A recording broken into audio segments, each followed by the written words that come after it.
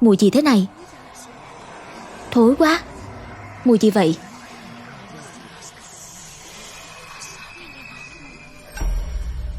Đây là quà cưới, người trong tộc tặng tôi.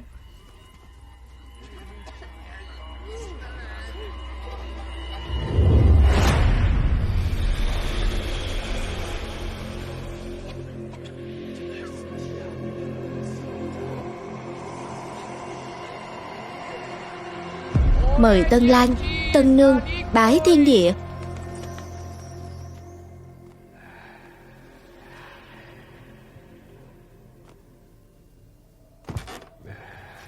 Hãy ra chỗ đó đi. Chỉ cần từ bỏ thân xác phàm trần, sẽ có được mọi thứ con người mong muốn.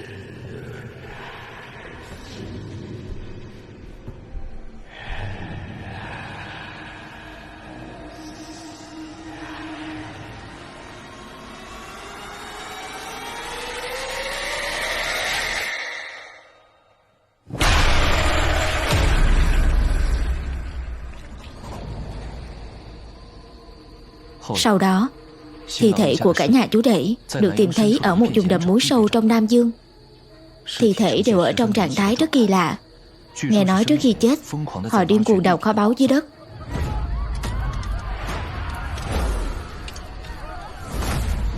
Sau đó, vô số người bị tà thần mê hoặc và bỏ mạng lại đây.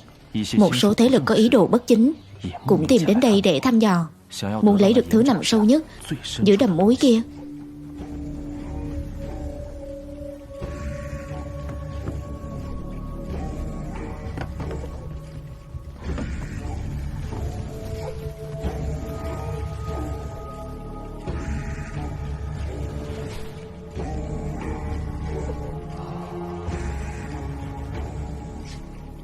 Tiếp tục đào đi. Ông chủ, những anh em xuống dưới đó đã chết hết cả rồi, không thể nào đào tiếp được nữa. Giá trị của các người không thể so với thứ ở bên trong. Cuối cùng, những người này cũng biến mất dưới đáy hang. Không ai biết rốt cuộc trong hang đã xảy ra chuyện gì. Vụ án này cũng đã thu hút một tổ chức bí mật chuyên điều tra các vụ án kỳ lạ. Đó là Cục Hồ sơ Nam Bộ. Nơi đó tập hợp những người có năng lực phi thường, chuyên xử lý những vụ án bí ẩn, ly kỳ và nguy hiểm như thế này. Người được cử đến điều tra lần này là hai thanh tra có tính cách hoàn toàn trái ngược. Đây cũng là vụ án đầu tiên sau khi họ được điều đến Nam Dương.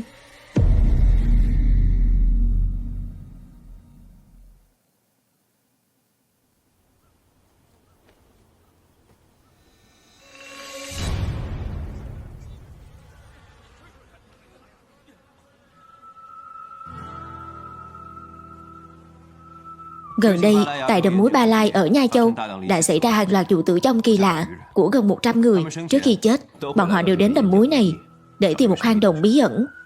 Cuối cùng đều đột tử mà chết. Người ta đồn là do một cổ thần Ba Lai biết nói gây ra chuyện này. Chắc là nó rồi. Cục Hồ sơ Nam Bộ giao nhiệm vụ cho chúng ta là phải làm rõ thứ này là gì. Không thể để nơi này tiếp tục có người chết. Anh có nghe thấy tôi nói không đó? Trường Hải Lâu.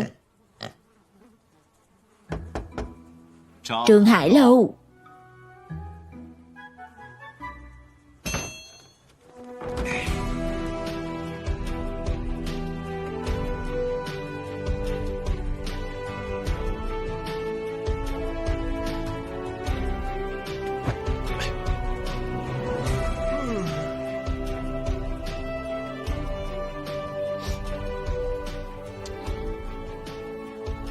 Ở đây không có ai hút thuốc à? Không được. Trước khi xuống đó, tôi phải hút vài hơi cho tỉnh táo đã. Mở to mắt ra đấy. Tôi nghe nói cổ thần Ba Lai này rất giỏi mê hoặc lòng người. Những người đã chết kia làm đủ mọi ngành nghề, nhưng điểm chung duy nhất là trước khi chết họ đều từng tiếp xúc với cổ thần Ba Lai.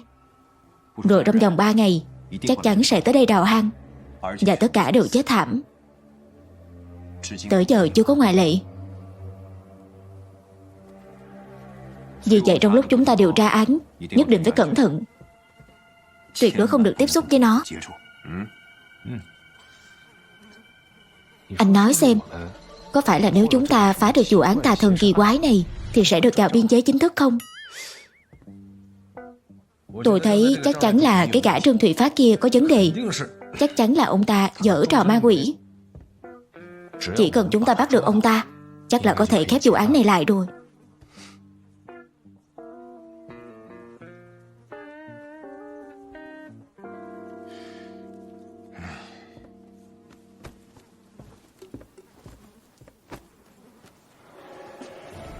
Mày ghê gớm vậy sao? Không được đụng cho mày à?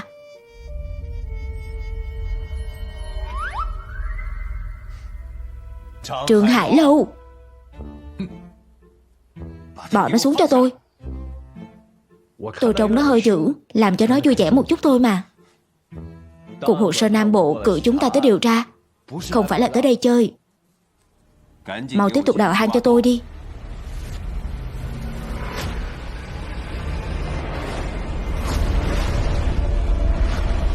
Tôi đào đường hầm này cả buổi rồi. Anh có chắc là hướng này không đó? Tôi đã tính toán rồi. Đào thêm vài mét theo hướng này là có thể thông đường hầm đến hang động bí ẩn kia.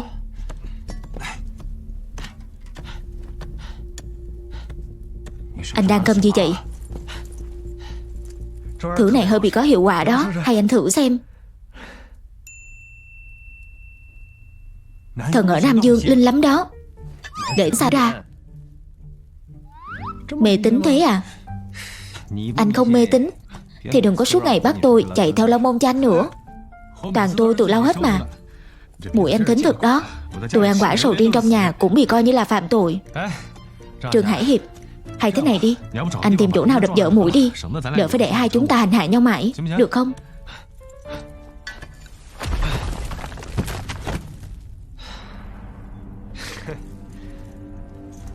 Thấy hiệu quả chưa? Đi thôi.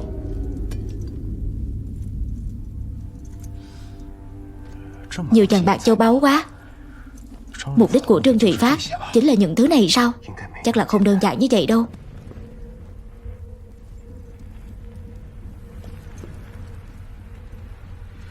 Đi hướng nào?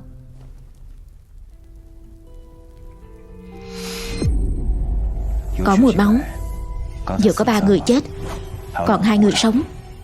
Đi sâu vào trong.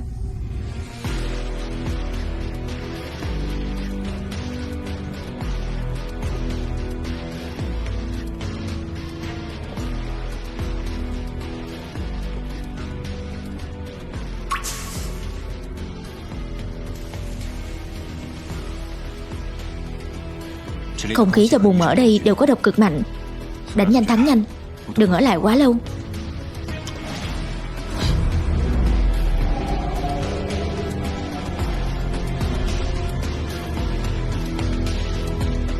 Đằng trước có một khe hở. 10 phút trước 2 người kia đã đi vào đó. Lúc này cái mũi của anh mới thực sự là hữu dụng này.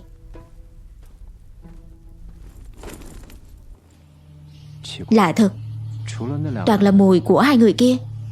Sao ở đây vẫn còn mùi xác chết nồng nặc đến thế? Dạo xem thử đi, biết đâu tìm được manh mối.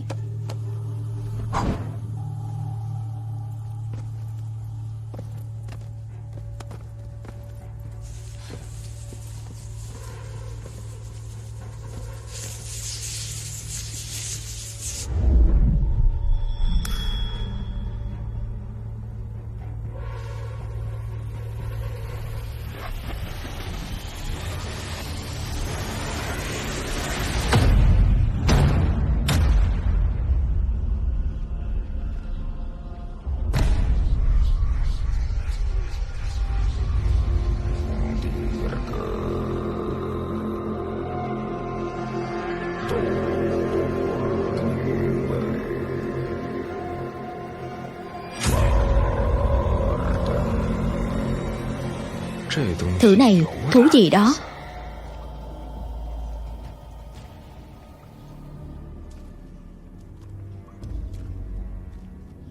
Bức họa này chắc là truyền thuyết về cổ thần Ba Lai, cũng chính là tà thần. Tổ tiên tham lam muốn có được kho báu của nó, nên đã xây cho nó một tổ đình để lấy lòng nó. thờ phụng nó. Nhưng tà thần lại lợi dụng lòng tham của con người, biến những tín đồ thành con rối để canh giữ kho báu cho nó. Cho nên mỗi khi có kẻ xâm nhập, những con rối này sẽ giết chết kẻ đó. Người chết đi cũng sẽ biến thành con rối, trở thành nô lệ của tà thần.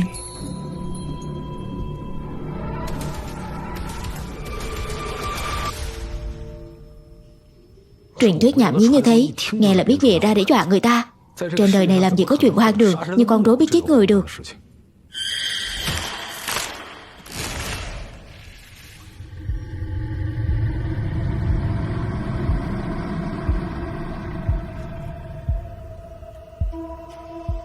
Giờ rồi chúng nhìn tôi có đúng không?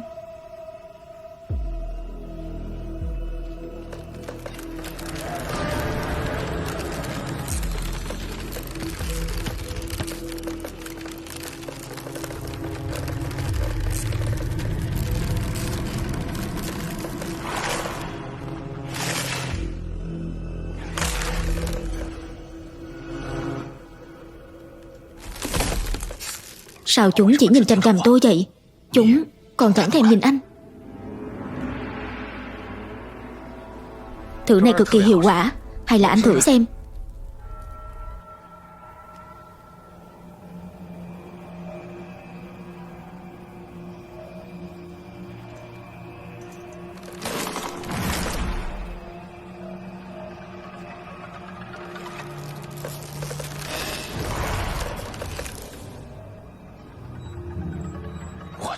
Thiền dữ vậy sao?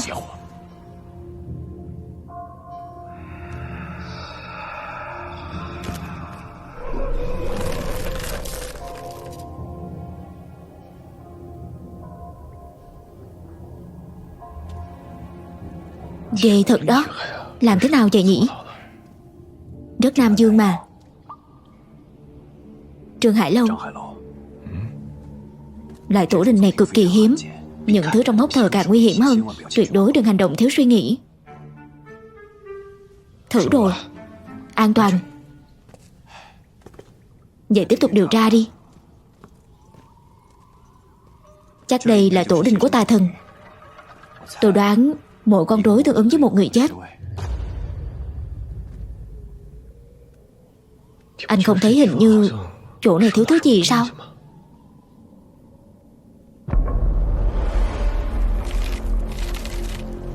Có phải cái thứ khoảng trống này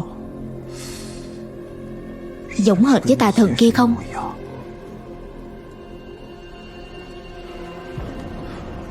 Tôi thấy chắc là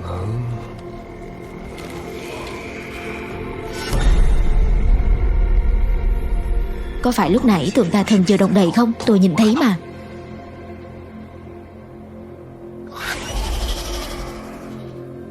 Xem ra nguy cơ vừa rồi vẫn chưa được giải quyết. Giờ phải làm sao? Nếu không muốn bị chúng giết thì giải quyết nó trước đi. Anh không thấy tảng đá này rất giống một cái đầu người à? Đúng vậy. Cao bao nhiêu nhỉ? Không rõ. Tôi đoán ít nhất cũng phải 10 mét. Trên đó có gì vậy? Trên đó à? Để tôi nhìn kỹ xem. Là cỏ. Có giống tóc của nó không? Màu xanh lá.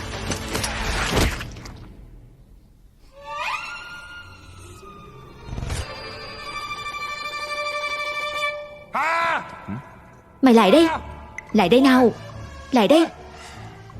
Tép. An toàn rồi. Anh đang làm gì vậy? Tôi che kín hoàn toàn 2 con mắt của nó rồi. Anh di chuyển đi. An toàn rồi mà.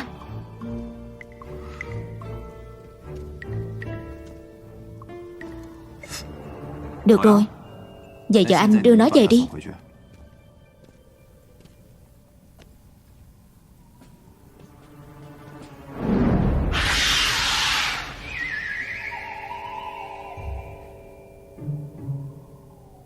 Tép, hay là anh đi cùng tôi nhé.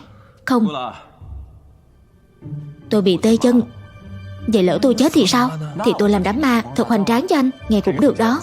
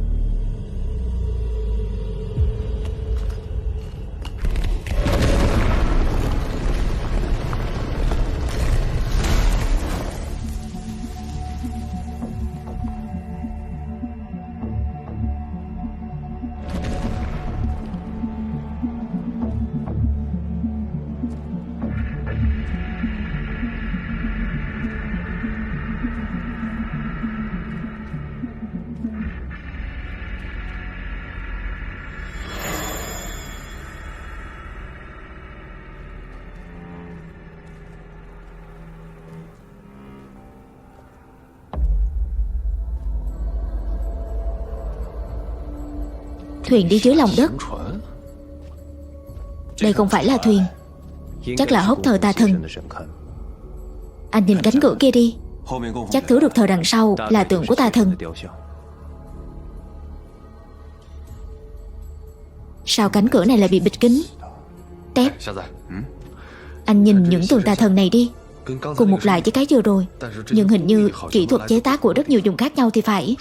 Đều cho thấy rất nhiều nơi có tín đồ của tà thần này. Các rãnh ở dưới đáy tượng tà thần đều khác nhau. Anh xem liệu mình đặt tượng tà thần này vào cái bệ kia có đúng không? Như vậy cánh cửa hốc thờ đang đóng kín kia sẽ mở ra. Tuyệt đối không được mở cánh cửa hốc thờ này.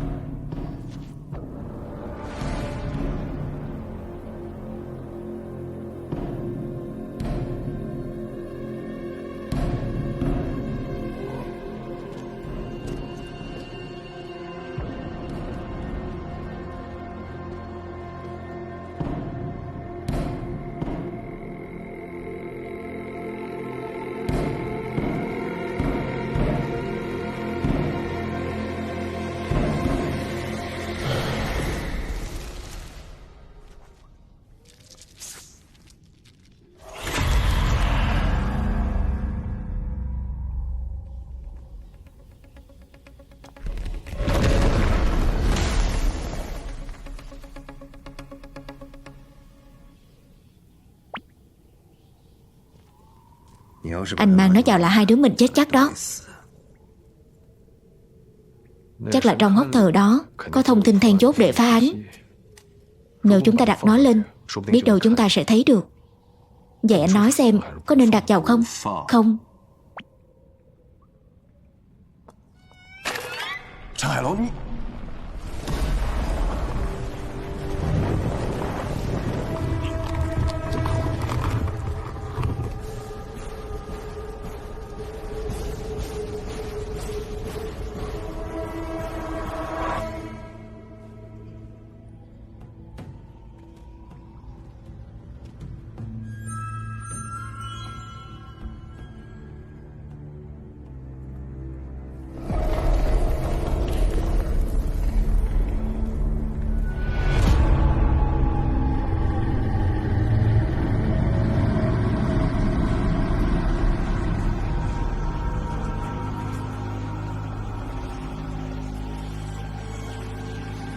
Chẳng lẽ tà thần bảo người ta đào cái này sao?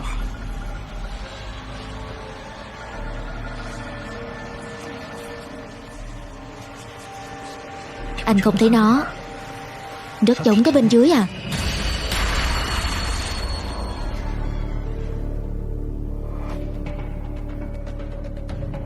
Nó lại nhìn tôi rồi.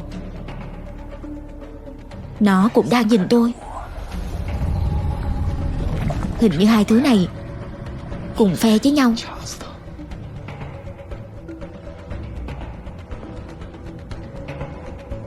Thế này đi, tôi xử lý con nhỏ, anh xử lý con lớn. Con nhỏ này 3 giây là tôi giải quyết xong. 3 giây là nó giải quyết tôi luôn đó. Liều một phen vậy thôi.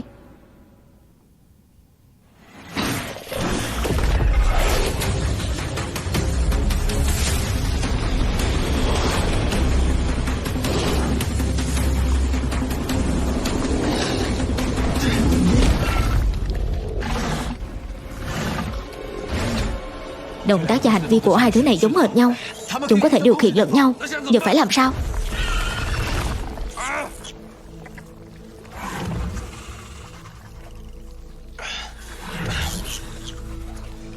Tép, xem ra tới lúc chúng ta chia tay rồi. Nếu giữa hai chúng ta phải có một người hy sinh, vậy để tôi đi đi. Anh về Hạ Thành tìm sư phụ. Đừng lo cho tôi nữa. Đi đi. Đi đi.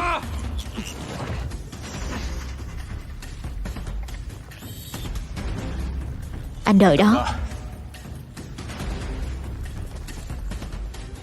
Ngoài kia nhiều xác chết như vậy, tôi kéo một cái xác vào để đè nó lại.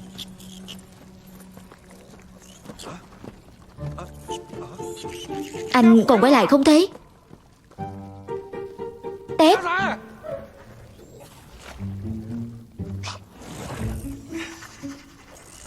nhớ quay lại nhé. Tôi đợi anh đó.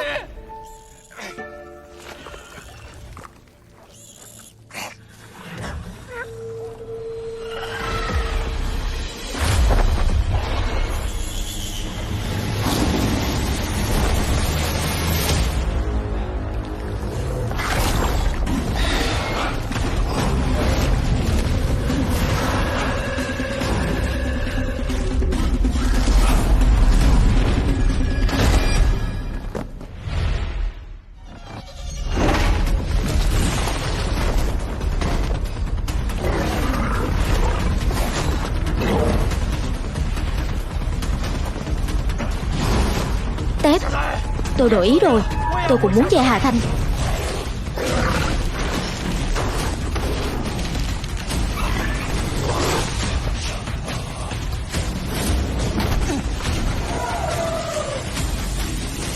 Tà thần đâu rồi? Nhìn đằng sau kìa.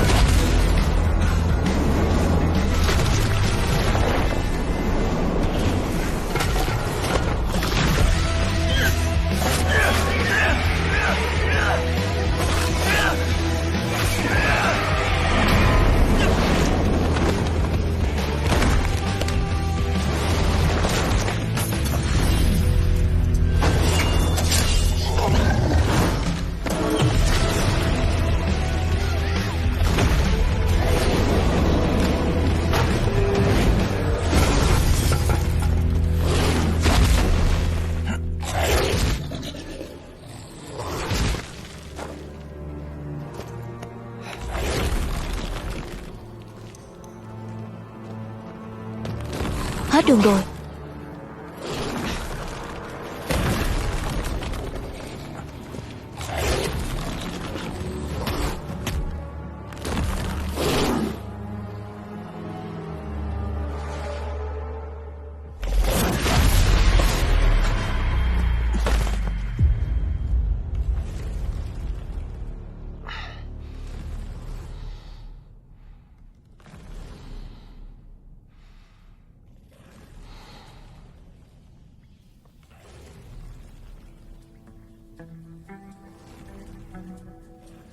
Trương Thụy Phát.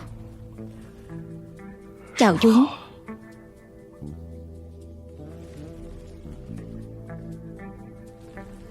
Hai cậu là ai?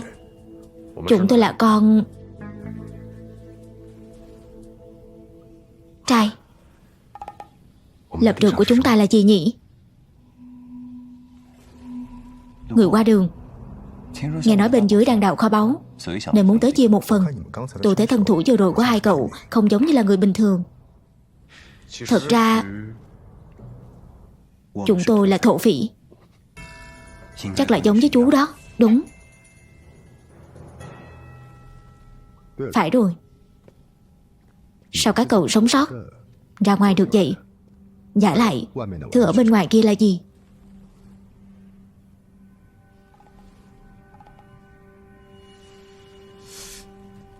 Chú trốn bên trong mà còn không biết sao? Lại còn hỏi bọn tôi.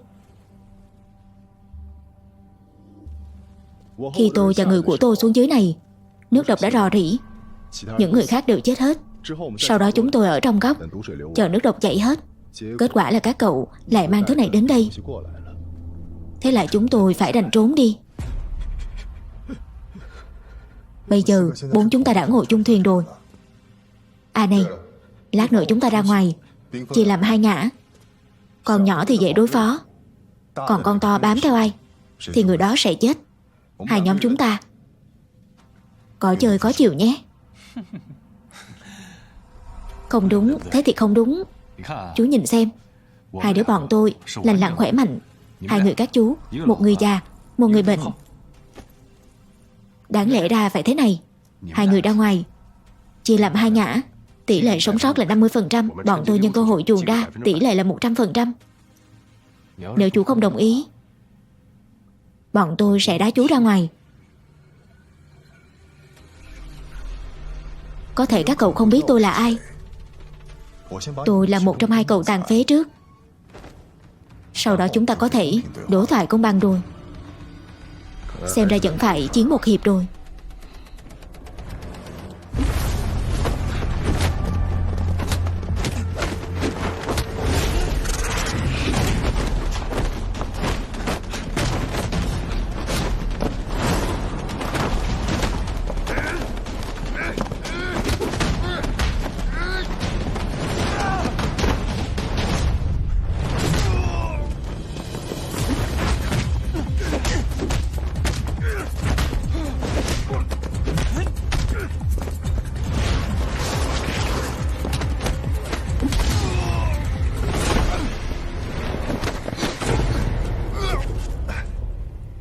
Thần thủ thế này mà các cậu nói mình là dân thường à? Bọn tôi là cao thủ dân thường. Các cậu là nam.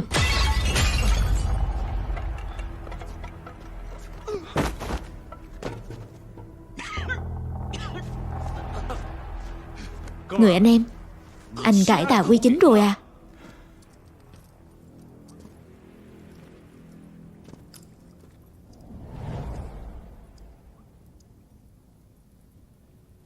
Tôi là người của Cục Hồ sơ Nam Bộ, Trương Tứ Chả bên trụ sở chính Hà Thành. Tôi đi theo Trương Thủy Phát, đi làm gián điệp. Năm xưa sau khi bị soán quyền thất bại, Trương Thủy Phát trốn khỏi Cục Hồ sơ, chạy sang Nam Dương và mở rộng thế lực ở đây. Trụ sở chính cử tôi đi theo giám thị anh ta, đề phòng anh ta làm điều ác. Bọn tôi cũng là người của Cục Hồ sơ Nam Bộ, chi cục Bá Long Châu, Trương Hải Lâu, Trương Hải Hiệp. Ông từ Hà Thành đến, vậy ông có quen...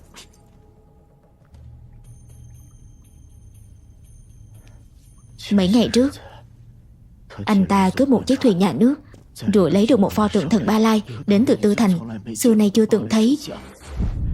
Từ chỗ sĩ quan trên thuyền, nghe nói Tư Thành vẫn còn tượng thần Ba Lai tương tự. Sau khi lấy được tượng thần, Trương Thủy Phát như bị ma nhập. Anh ta muốn đến đây tìm một hang động bí ẩn, kêu là để có được sức mạnh bí ẩn gì đó. Tôi thấy tượng tà thần này có vấn đề. Vì vậy tôi đã lén lút báo cho trụ sở chính, hy vọng đồng đội ở Nam Dương phối hợp với tôi điều tra vụ án tà thần. Thì ra là ông gọi bọn tôi đến. Tôi phát hiện ra mục đích của pho tượng thần này là muốn thả thứ gì đó ra bên ngoài.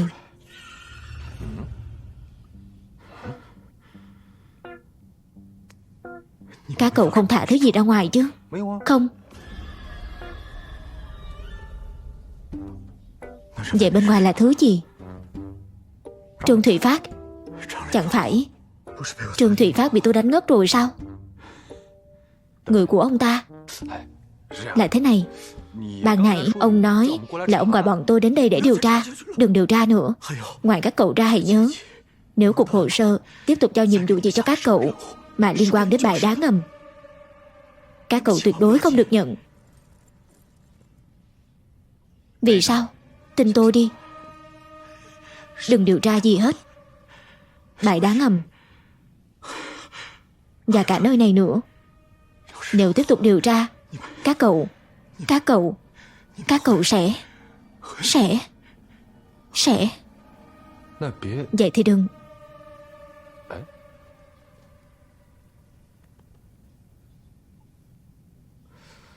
Chết rồi.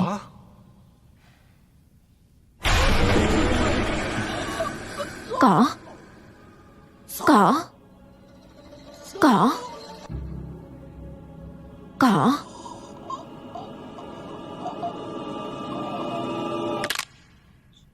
Hay. Chết rồi còn chửi người ta là sao? Cỏ. Thực vật. Bài đá ngầm. Nhưng ông ta nói đúng đó, không thể tiếp tục ở đây thêm nữa, nếu không thì sẽ mất mạng cả đám.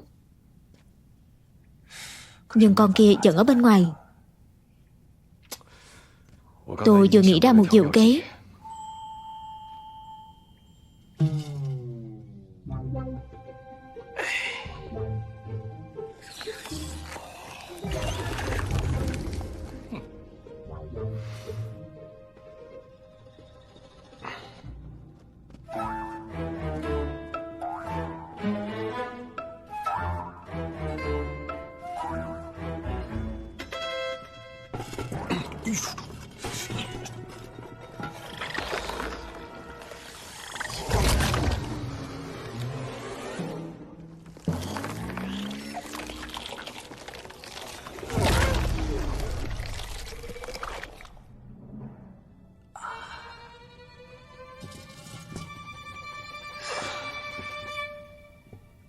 Ý tưởng của chuối của anh đó.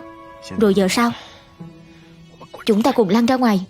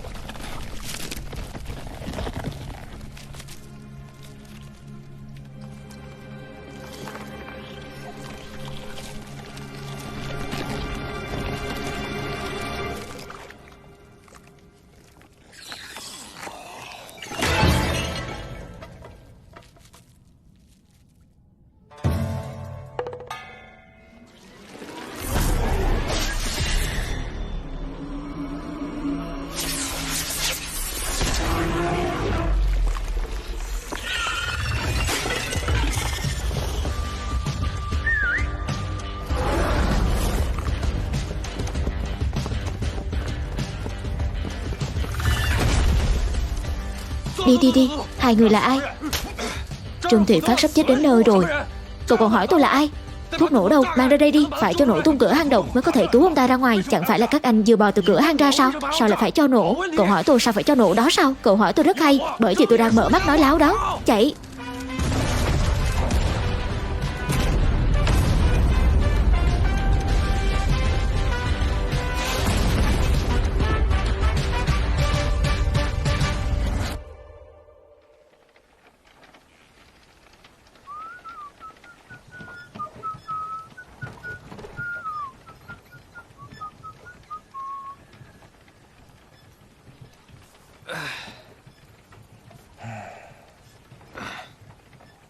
Này,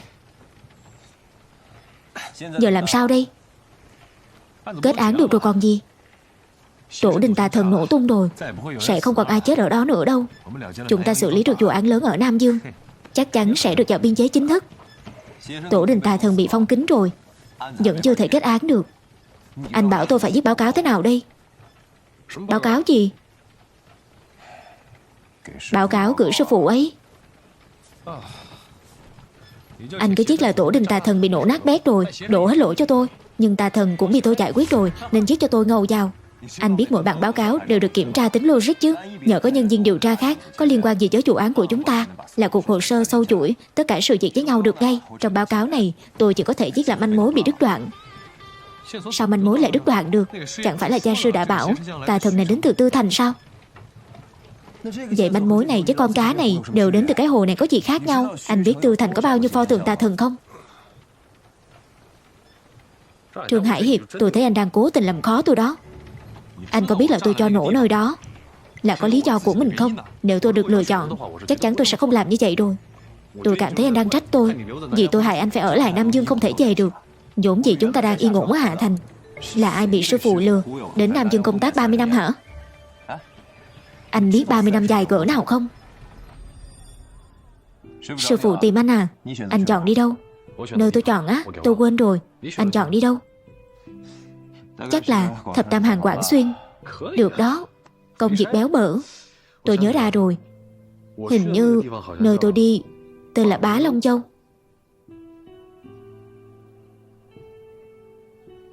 Cái gì? Anh muốn đến Ba Lai? Sao thế? Anh có biết nhân viên điều tra đến Bá Long Châu không ai sống sót trở về không hả? Thật không vậy? Anh đó lại bị sư phụ. Thôi được rồi, kiểu gì cũng phải có người đi chứ. Sư phụ bảo tôi đi, chứng tỏ bà ấy tin tưởng tôi. Có khi tôi sẽ là nhân viên điều tra duy nhất sống sót trở về từ Bá Long Châu thì sao? Kệ anh đi đâu thì đi.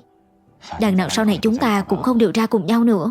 Còn việc anh sống sót trở về từ Bá Long Châu không cũng chẳng liên quan gì đến tôi. Ý gì vậy? Tại họ Trương kia, anh định cắt đứt quan hệ với tôi đó à? Vậy đây.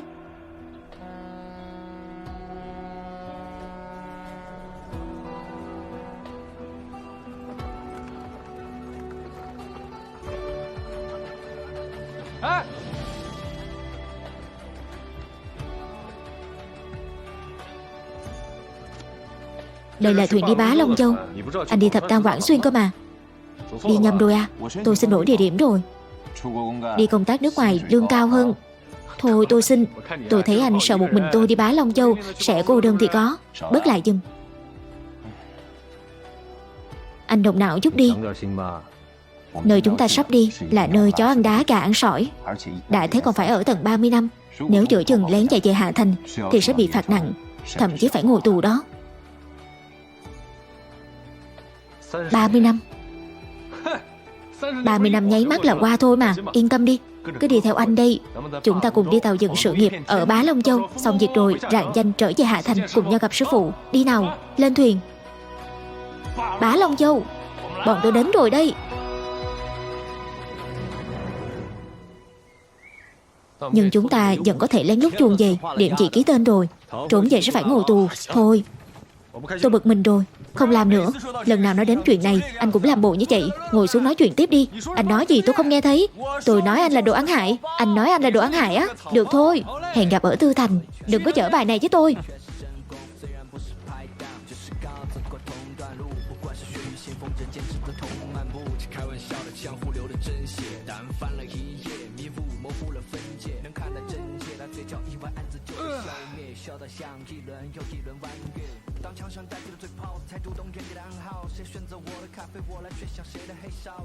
Đừng có giở trò này với tôi.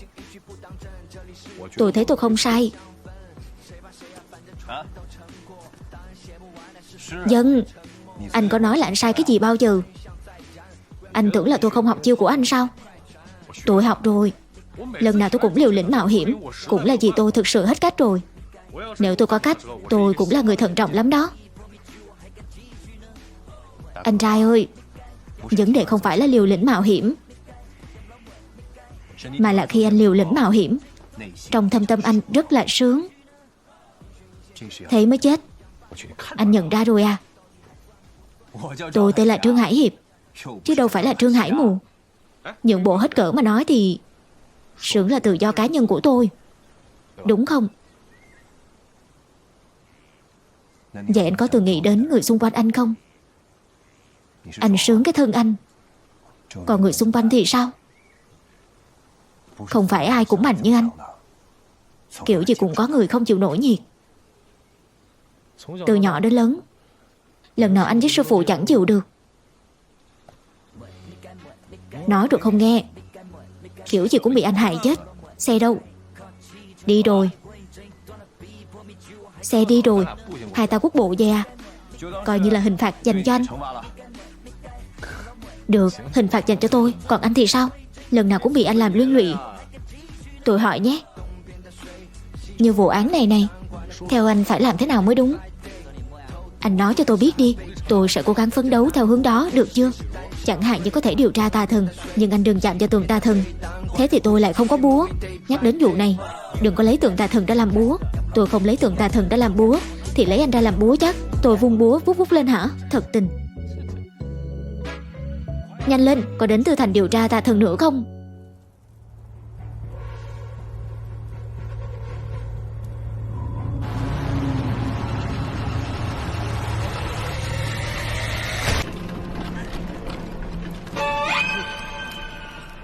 Xác chết sống lại. Xác chết sống lại rồi. Cứ phải làm người chết để chào thành à? Người sống chào thành phải nộp thuế thân. Tiết kiệm đi.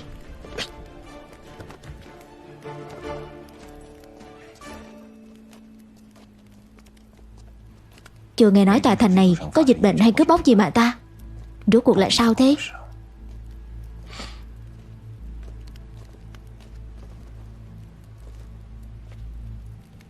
Phần cổ không bị gãy, mặt mày tím tái, kết hợp với góc độ của chết hằng này thì là khí quản bị chèn ép, ngạt thở mà chết. Người này là tự sát. Thi thể kia lại chết cho các cổ tay. Rốt cuộc đã có chuyện gì mà khiến nhiều người tự sát tập thể như vậy được?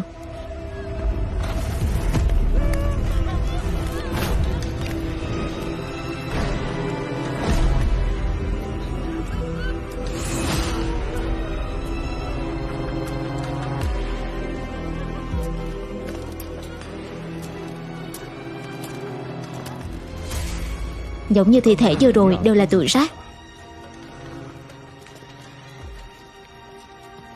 Ký hiệu này có nghĩa là gì? Là biểu tượng cho tử vong ở đây. Nếu cả nhà này đã chết hết, họ sẽ dạy ký hiệu này lên tường. Xem ra tình hình của Tư Thành tệ hơn chúng ta tưởng tượng nữa.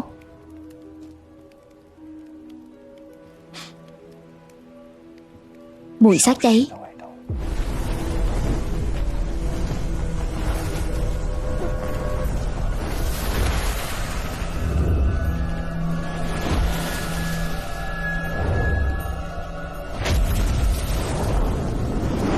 Mẹ ơi!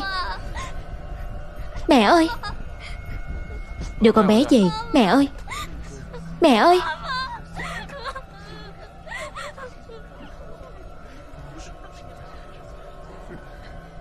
Bọn họ là tay sai của vụ tổng đốc này.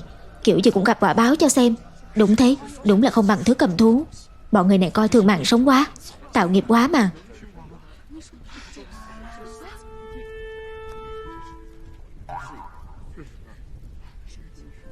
Tôi thấy chị thần Ba Lai kia không đàng hoàng. Đây đâu có gọi là người được. Ông anh, cha mẹ tôi đã chết mất rồi. Họ bảo tôi đốt xác. Tôi không dám đốt thì họ đánh tôi. Tôi với anh em tôi mới từ bên ngoài về. Bọn tôi không biết có chuyện gì hết. Anh kể cho bọn tôi nghe với. Dạo trước có người mang một bức tượng thần Ba Lai phát hiện trên bãi biển cho tổng đốc Herman. Sau đó tổng đốc dần dần thay đổi. Hắn bắt đầu bắt bọn tôi đập hết những pho tượng thần khác đi. Bảo là thần Ba Lai của hắn không thích. Nếu ai dám thờ thần khác, hắn sẽ giết kẻ đó. Nghe nói pho tượng thần Ba Lai đó quái dị lắm. Em vợ tôi là người hầu từ trong phủ tổng đốc đây. Nó bảo là cứ đến tối là quái dị lắm. Biết nói chuyện đó. À Mai. Nhưng thần Ba Lai biết nói chuyện thì liên quan gì đến việc thiêu cha mẹ tôi? Sau khi đổi thần mới trong thành, tổng đốc bắt tất cả mọi người phải lạy thờ thần Ba Lai đó. Cuối cùng thờ phụng một thời gian thì có người bắt đầu nghe thấy tiếng thần Ba Lai nói. Giọng nói ấy bảo tất cả bọn họ đi tìm một hang động kỳ lạ. Rất nhiều người nghĩ đó là tiếng gọi của thần, đều đi tìm hang động đó. Còn có vài người không chịu được tiếng nói đó nên điên luôn. Cuối cùng người bị điên không chịu nổi thì tự sát. Tổng đốc nói những người đó đều là kẻ phản bội, đều phải thiêu sống, thi thể phải đốt cho sạch. Cảm ơn anh nhé. Nhỏ tiếng thôi, nhỏ tiếng thôi. Bị nghe thấy rồi. Xem ra thần Ba Lai này không phải là cái tôi làm nổ. Cảm giác hình như là anh em của nó. Chắc chắn không chỉ có một rồi. Không phải là chúng ta đã thấy mấy cái rồi sao? Sao đây? Tiện đường đi xem. Hình như tổng đốc Herman bị cái gì đó ám rồi. Chúng ta cứu vớt chúng sinh khỏi bể khổ cái nhỉ? Sao tôi nghe vẻ anh thân thiết với tổng đốc Herman này thế? Thân một nửa thôi. Cái tên Herman này chẳng phải là hạng tử tế gì. Lúc trước tôi có chút ân oán cá nhân với ông ta. Đúng, anh ta với con chó ở cửa cũng có chút ân oán cá nhân gì đó. Ân oán cá nhân là sở thích cá nhân của anh. Anh đừng có nói thế chứ. Đây là hận nước thù nhà mà.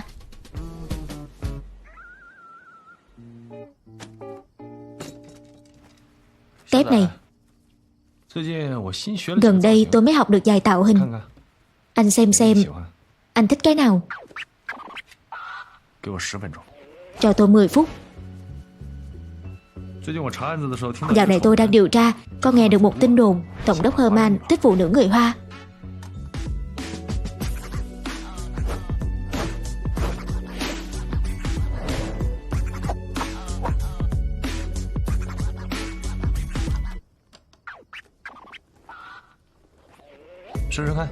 Thử xem.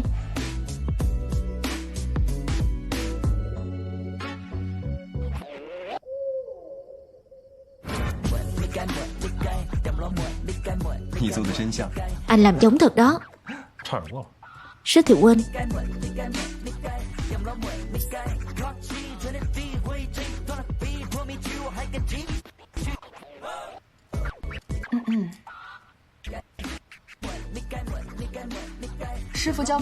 Sư phụ dạy chúng ta rất nhiều ngón nghề, nhưng ngón mặt nạ da người này thì anh là vẽ đẹp nhất.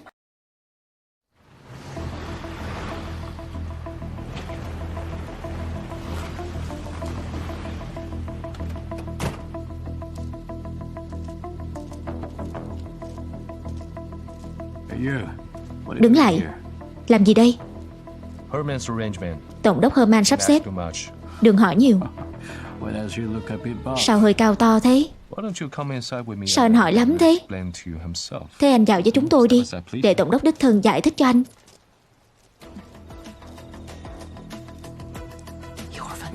Lát chia nhau ra hành động.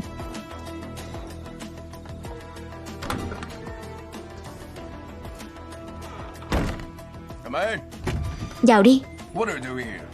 Các cậu làm gì đó? Ngài tổng đốc, hàng hôm nay đây ạ.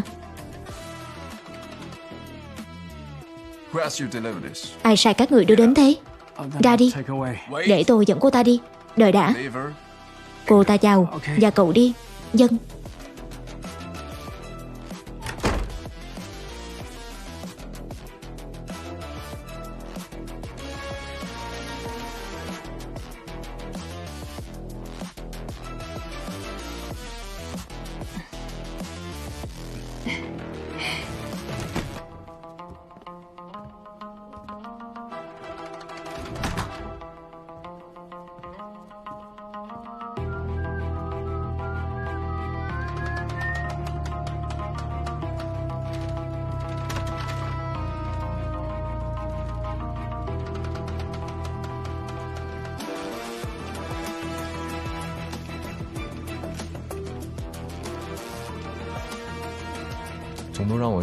Tổng đốc sai tôi đi thờ phụng thần Ba Lai.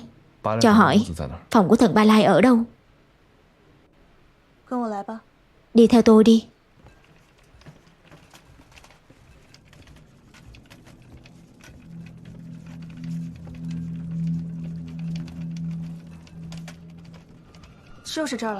Là chỗ này.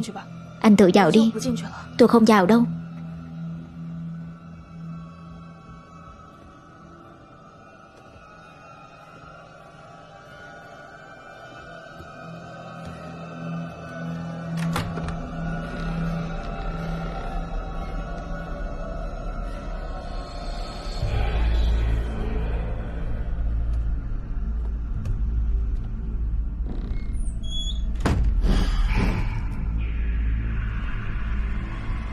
Đến nơi đó đi. Ở đó người sẽ có được mọi thứ mà mình muốn.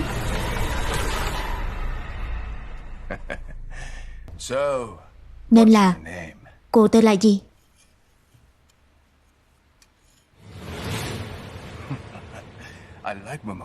Tôi thích những cô gái chống đối. Tôi hỏi, ông trả lời. Trả lời sai thì chết.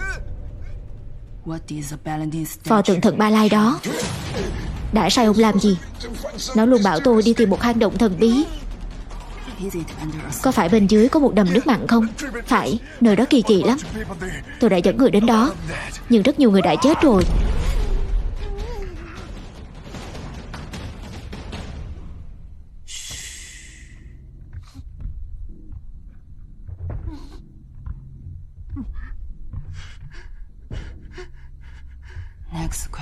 Người tặng tượng thần Ba Lai cho ông là ai? Là một người Hoa. Hắn là một sĩ quan. Những chuyện khác thì tôi không biết.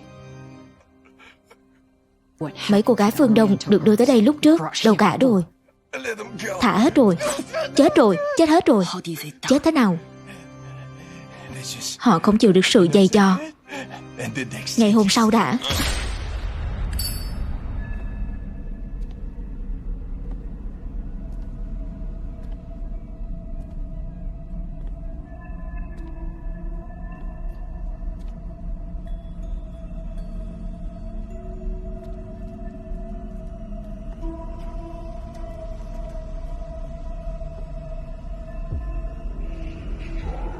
Không ngờ mày còn biết nói đó. Coi thường mày thật rồi. Không đúng. Anh em của mày đã bị tao chôn dưới đáy hang rồi.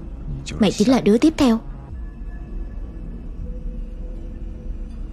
Vậy anh có từng nghĩ đến người xung quanh anh không? Anh sướng cái thân anh.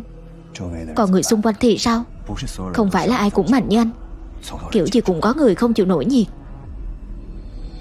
Không thể đá mày đi được, nhưng cũng không thể để mày lại đây làm hại người khác. Tép, tôi phải làm thế nào đây?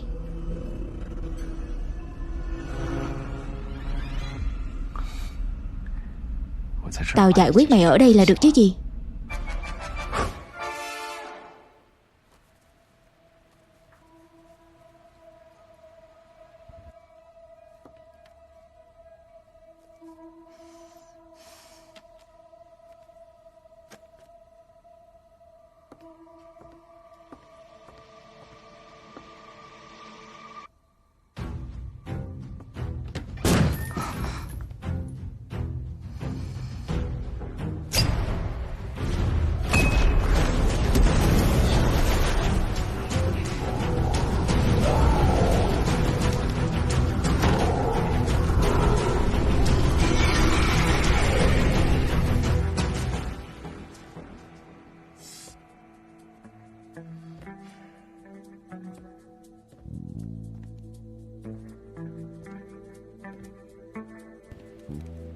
Sao đã quay lại rồi? Lát ra ngoài có khi còn dùng đến đó. Thế lần sau giao cho anh nhé. Có chuyện gì? Tôi xong việc của tôi rồi. Ý tôi là nó là sao thế?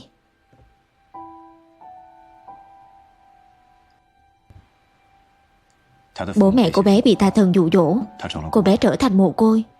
Sau đó bị Herman sai người bắt đến. Nếu hôm nay tôi không đến, cô bé sẽ bị hại.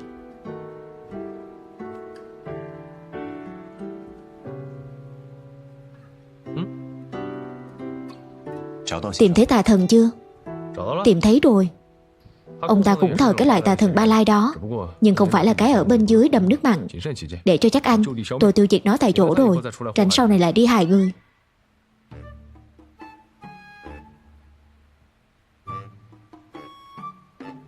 Tôi đã chặn kín cửa sổ rồi, đốt rụi cái tượng thần đó luôn. Anh điều tra được gì từ Herman rồi? Bức tượng tà thần là một sĩ quan cho ông ta. Bây giờ tất cả manh mối đều liên quan đến quân đội.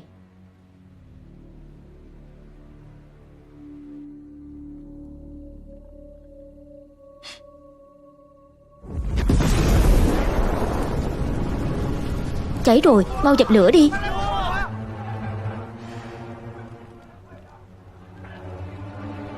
Rốt cuộc anh đã làm gì? Tôi chỉ hoàn thành được mất nhiệm vụ của mình thôi mà. Nước, mau dập lửa. Nhanh lên, nhanh lên. Không sao chứ? Không sao đâu, đừng sợ.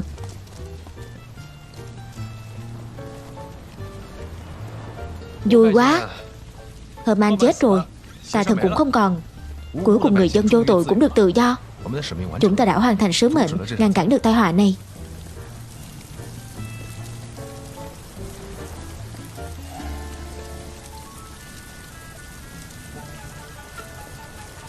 Tôi thừa nhận là vụ cháy lớn như thế, đúng là tôi không nghĩ đến lần sau sẽ sửa đổi. Nhưng chúng ta là người ra cuối cùng. Tôi nhìn rồi, không làm người vô tội bị thương. Thế anh bạn này, trả lời câu này được không? Sao không đợi tường tà thần cháy hết rồi hẳn đi? Cháy lớn thế này, anh muốn giải thích sao đây? Sư phụ Tép, tôi thực sự không ngờ đến chuyện này. Anh bảo một căn nhà đá cũng có thể cháy được thế này. Xin lỗi nhé, lần sau tôi sẽ chú ý. Chú ý. Anh đấy, chuyện gì cũng chỉ làm được đến 99%, chỉ thiếu bước cuối mà thôi. Anh xem. Nhỏ lại rồi, nhỏ lại rồi, nhỏ rồi. Anh xem, không sao rồi, không sao rồi. Được rồi, đừng theo đuổi mấy thứ hoàn hảo thế nữa. Anh để lại tí không gian để tiến bộ nữa chứ. Tối ăn gì đây? Tôi đi ăn gà nướng. Anh không được ăn. Anh ở đây sám hối cho tôi đi. Đừng mà. Tôi làm được 99% công việc rồi. Tôi cũng ăn 99% con gà nướng thôi. Anh để lại 1% phạt tôi cho chó ăn có được không? Nhưng tôi vẫn phải viết báo cáo cho đúng sự thật. Chúng ta hoàn thành nhiệm vụ rồi mà. Đúng chứ, là được nhận chính thức rồi. Vẫn còn rất nhiều bí ẩn chưa được giải đáp. Làm sao kết án được? Có gì bí ẩn? Tổng đốc Herman chết rồi, đốt tượng tà thần rồi, giải quyết nguy cơ của Tư Thành rồi. Người ở đây có thể sống bình thường rồi mà. Còn về tà thần đó thì Nam Dương vốn là nơi chuyện quái lạ gì cũng có thể xảy ra. Hay là anh cứ giết Nam Dương nóng quá, bị loạn thần thôi.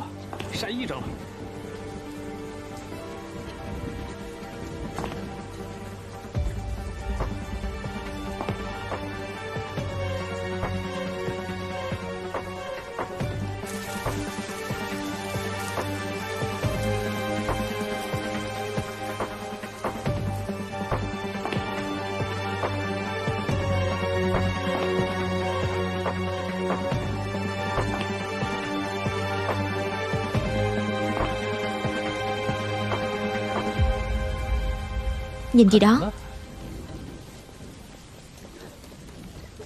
Hỏi anh đó.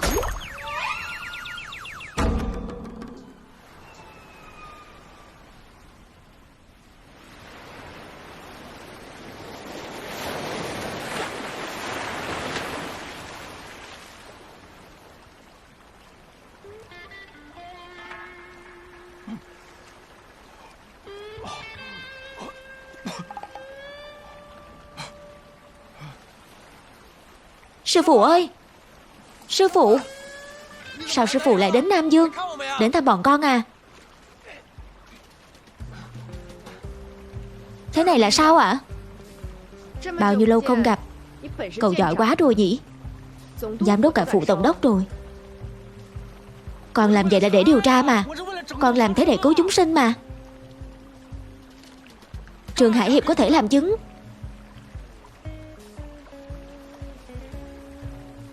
Sư phụ, điều tra là thật, nhưng cứu chúng sinh thì con mới nghe lần đầu. Sao anh thấy chết không cứu thế? Trương Hải Hiệp, cậu là sư huynh, không trông chừng cậu ta thì vẫn phải phạt. Lên nướng cá đi. Dân. Hay, sao nấy lên nướng cá, còn con phải ở đây?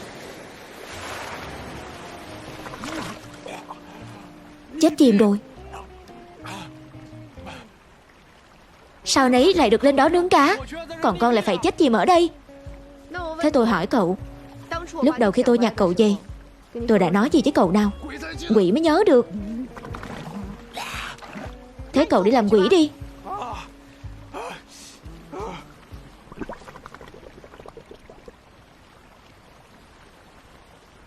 Làm gì đó? Cậu cũng muốn xuống với cậu ta à?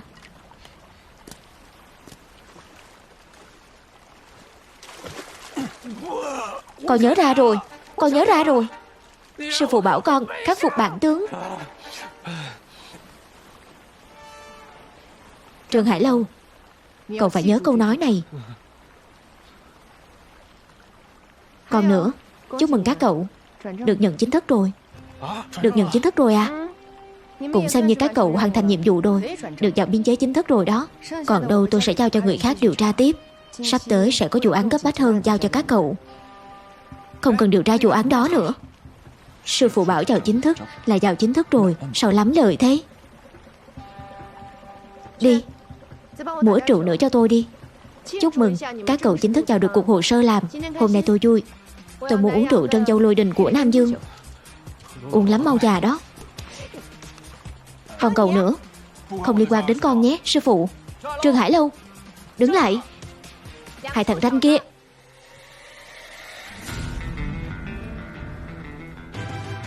Bây giờ hai cậu được vào chính thức rồi, càng phải tuân thủ quy định của cục hồ sơ. Thứ nhất, cục hồ sơ là cơ quan tuyệt mật. Đối ngoại, các cậu là đặc phái viên của vụ giám sát hàng hải.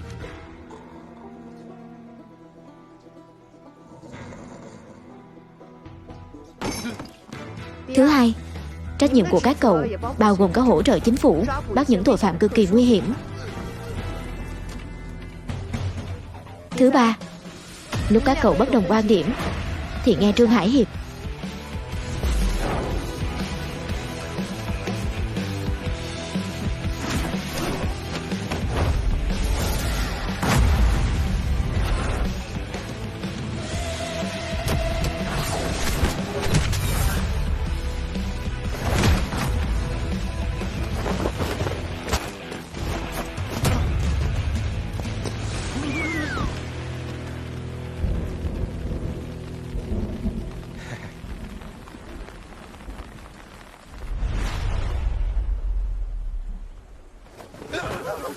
Đừng giết tôi, đừng giết tôi.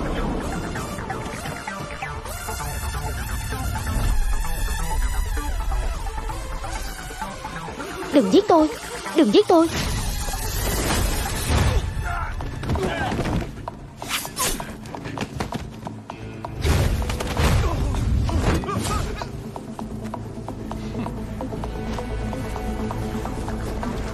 Ôn thần bị cả.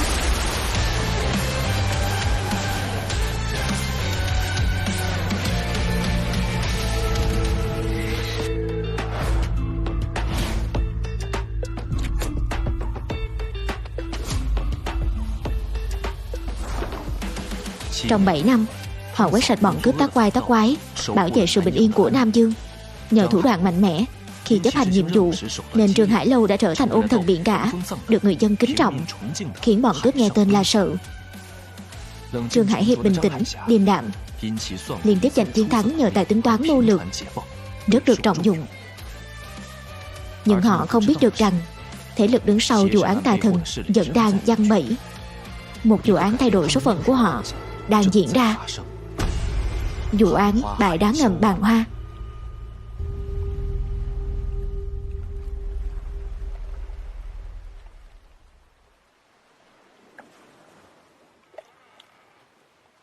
Ông trời phù hộ, cho lần này chúng con ra biển bình an vô sự. Ông trời phù hộ, cho lần này chúng con ra biển bình an vô sự. Ông trời phù hộ, cho lần này chúng con ra biển bình an vô sự. Ông trời phù hộ, cho lần này chúng con ra biển bình an vô sự.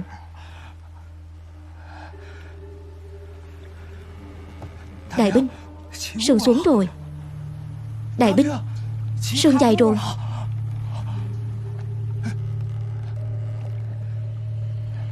Đại binh, mau lại đây. Sao thế? Hình như là có người. Dớ dẫn, giữa biển khơi thế này sao mà có người được. Anh xem đi, phải không?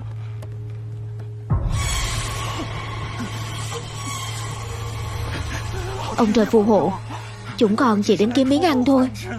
Xin ông giơ cao đánh khẽ. Ma! Đại binh, đi mau, đi.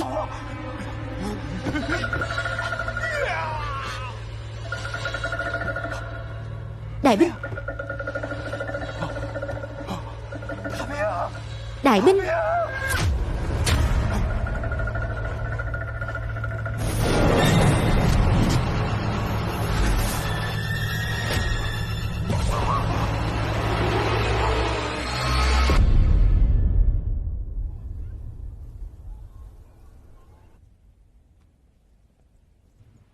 Trưởng quan, tôi đến để báo án.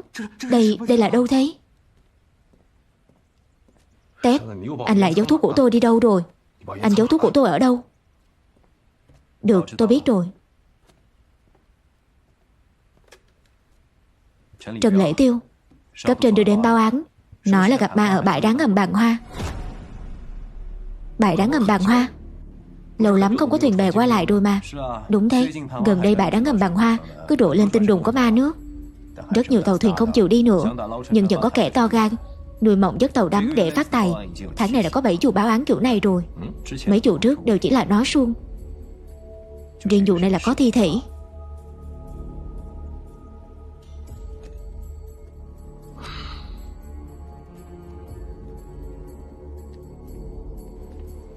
Sao anh không nghe hả? Người chết là ai?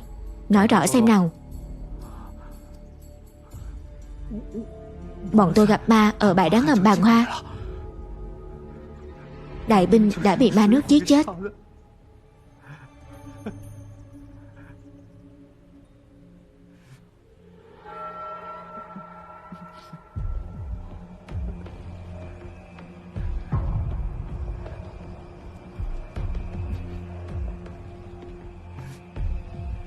Là muối.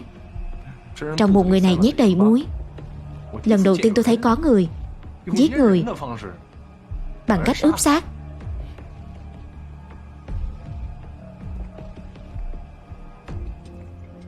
Chúng ta đi xem. Khiêng thi thể đi, bảo quản kỹ, chuẩn bị thuyền. Sáng mai lên đường đến bãi đá ngầm Bàn Hoa. Từ từ thôi.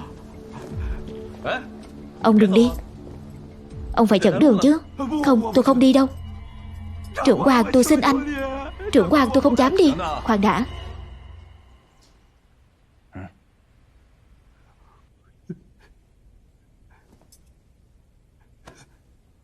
Ra ngoài đợi tôi. Anh nghĩ sao về việc này? Thi thể đột nhiên xuất hiện vào lúc này rất kỳ lạ. Một con tàu khách cỡ lớn mất tích trên vùng biển đã là chuyện 1 năm trước rồi. Tin đồn về ma nước cũng chỉ là lời đồn vô căn cứ, nhưng chưa từng có bằng chứng. Bây giờ có một thi thể, hơn nữa còn có cả nhân chứng.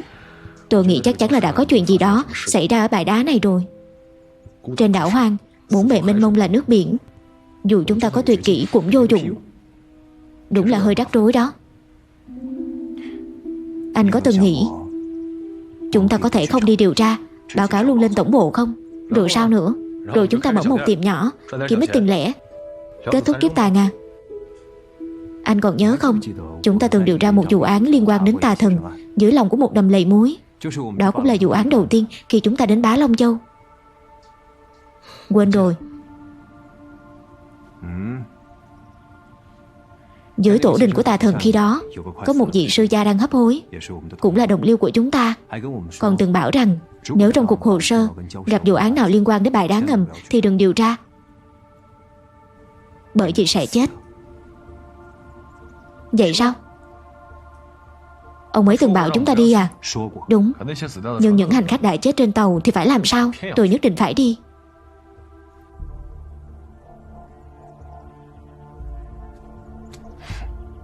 Được rồi. Hay thế này đi, anh quyết định đi. Anh nói đi thì chúng ta đi, anh nói không đi thì chúng ta không đi. Tôi nghe theo anh, tôi không đưa ra quyết định thay anh được. Vậy anh xem thử đi. Nếu anh phát hiện ra có điều gì đó không ổn, anh nói rút lui, chúng ta sẽ lập tức rút lui, được không? Nghe theo anh hết.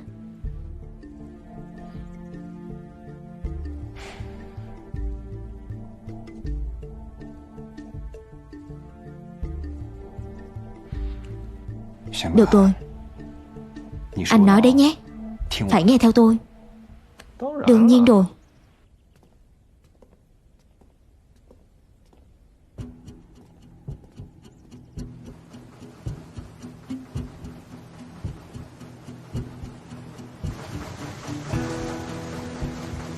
Tép, anh nghĩ nếu như chúng ta cứ lái thuyền theo hướng này có thể đến Hạ Thành không? Vậy thì anh đứng nhầm chỗ rồi. Hạ Thành ở đằng kia kìa.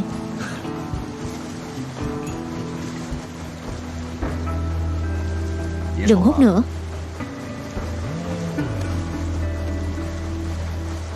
Mùi thuốc lá sẽ làm ảnh hưởng đến phán đoán của tôi đó. Hàng ngoại nhập à? Đắt lắm đó. Từ khi nào mà bọn mình giàu có đến mức này?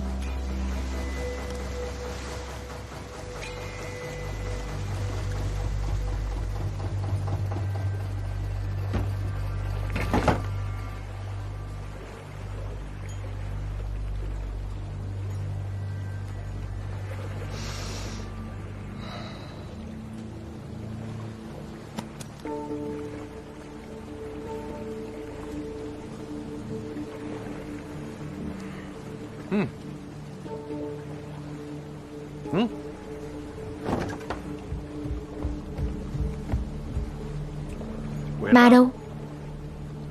Tôi...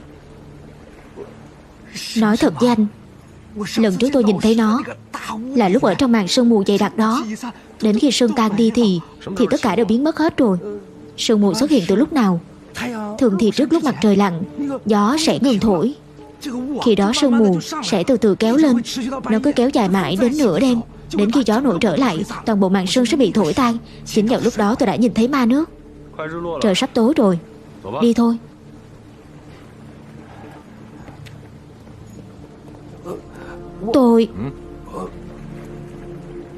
Tôi mang rượu với đèn lại cho bọn tôi. Sau đó anh muốn làm gì thì làm. Nhớ sau khi tôi phát tín hiệu, trong thời gian 1 nén nhang mà anh vẫn không tới được, thì anh khỏi cần lăn lộn ở Ba Lai nữa.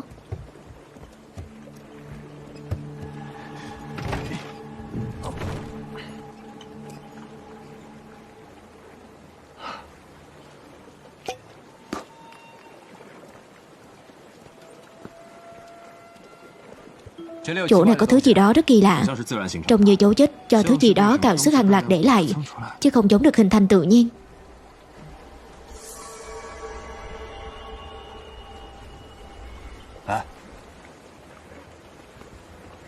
Sương mù nổi lên rồi kìa.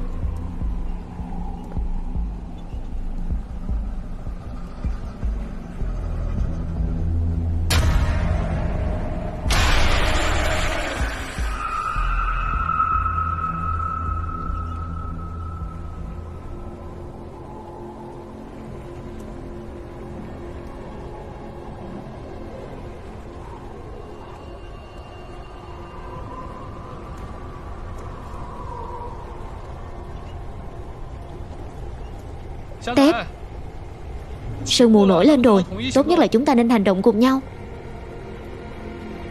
Tép, anh có ở đó không? Ở đây.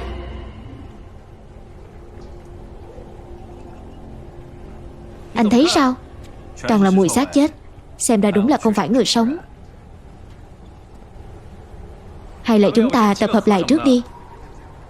Sợ rồi à? Anh đừng có cãi nhau với tôi nữa được không?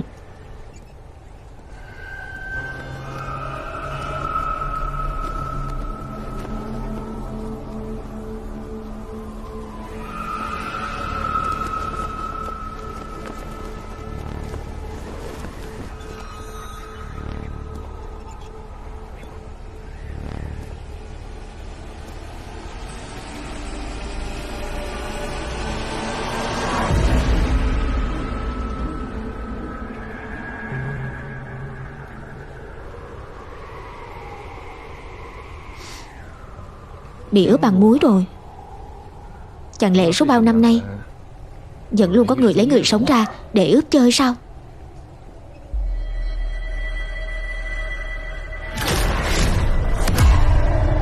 Trần Lễ Tiêu.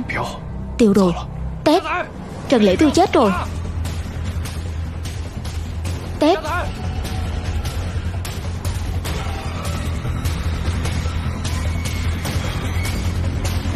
có sao không? Chuyện cắt đứt đường lui thế này chỉ có con người mới làm được. Nếu không phải là ma quỷ tác oai tác quái, vậy thì chắc chắn gần đây vẫn còn thuyền. Tình hình hiện giờ là bọn chúng đang muốn dọa chúng ta, để chúng ta truyền tin đồn rằng nơi này có ma.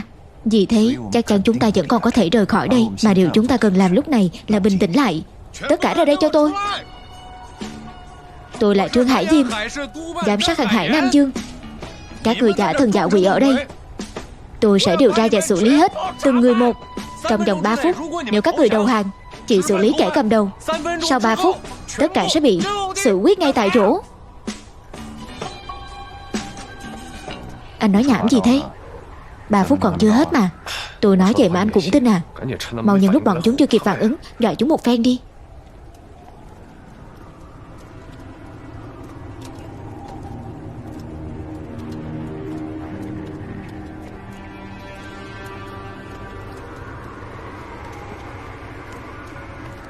Những thứ này trông giống như những hành khách đã mất tích trên các con tàu đó. Giờ tất cả đều đã biến thành thịt ướp rồi.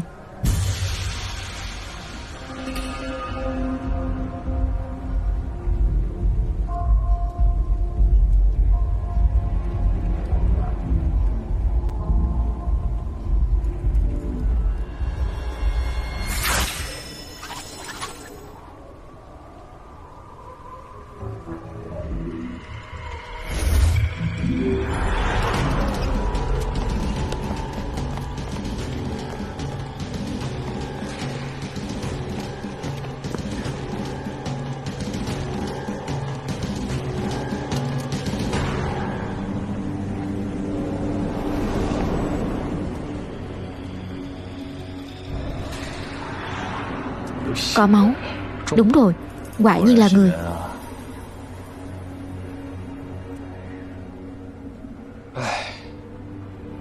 Chán thật. Dạo này tất cả những vụ việc kỳ quái mà Nam Dương xử lý đều là trò ma mảnh cho con người bày ra. Có lẽ trên đời này cũng chỉ có con người là giỏi dở trò quỷ quái nhất thôi.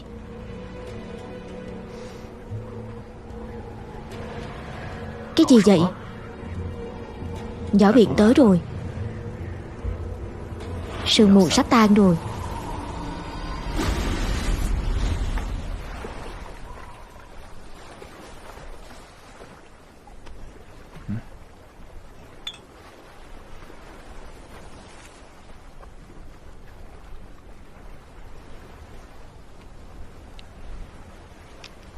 Anh nói xem, đám này giả thần giả quỷ mà cũng khá có lương tâm đó chứ. Toàn là trò đánh lừa thị giác thôi. Sương mù tan, là đám xác chết kia cũng biến mất sạch. Đúng là thần kỳ. Trong khoảng thời gian ngắn như vậy, bọn chúng có thể giấu người và xác đi đâu được chứ? Tép, thông qua vết máu này, anh có thể suy ra vị trí của chúng không? Máu không phải là dấu hiệu mùi quá lý tưởng, phạm vi lan truyền không đủ xa. Gió biển lại quá mạnh, mùi sẽ nhanh chóng bị thổi tan. Nhưng chắc thứ này thì được.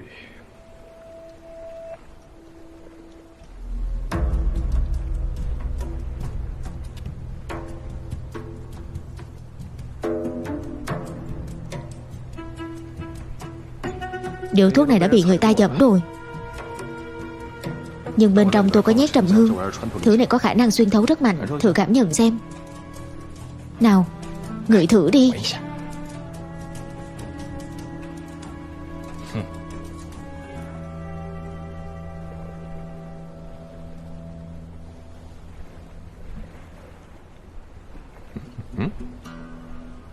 Không ngửi ra được. Mùi thuốc lá với rượu trong miệng anh nồng quá. Tránh xa tôi ra một chút.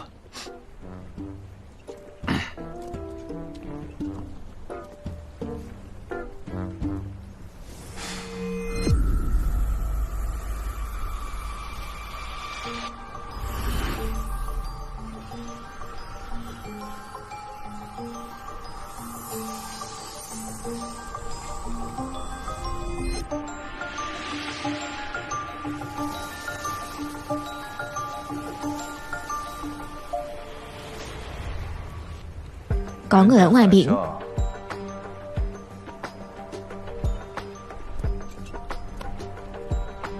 Ý anh là có người đã nhanh chóng chuyển những thi thể đó trở lại thuyền, rồi rời khỏi bãi đá ngầm sao?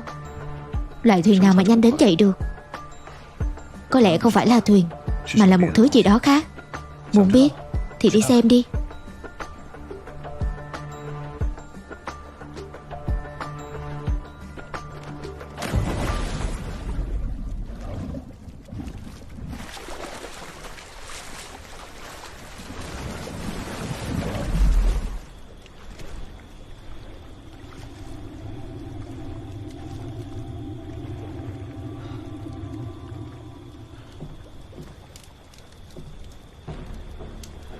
Con tàu lớn thế này.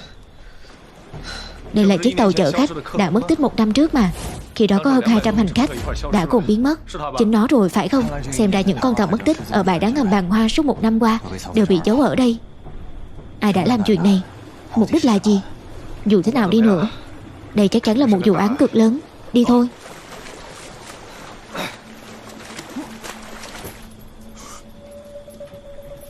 Hai người trên bãi đá ngầm kia, có một người tự xưng là người của vụ giám sát hàng hải, nhìn thế nào cũng không giống là người làm trong ngành hàng hải. Trong miệng còn có thể phóng lưỡi dao nữa. Không biết từ đâu chui ra. Bất kể thuộc phe phái nào, chúng ta cũng chẳng coi ra gì. Sao lại là quân Việt nữa vậy?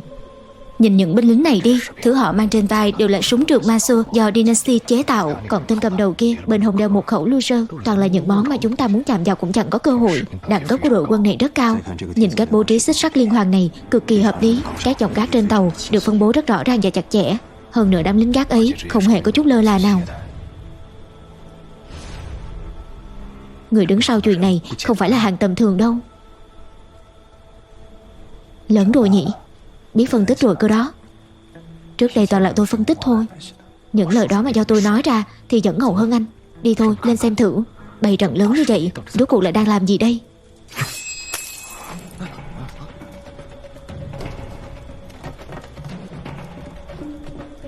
Có chuyện gì?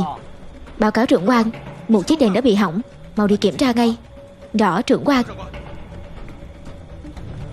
Tiếp tục duy trì cảnh giới. Rõ.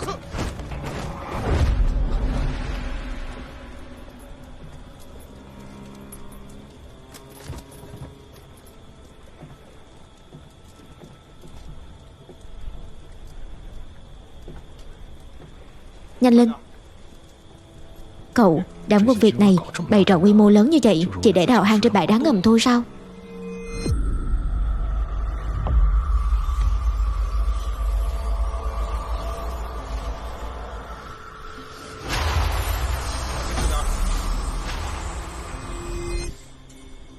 Anh ngửi thấy gì rồi? Trong cái hang đó có một mùi rất kỳ lạ.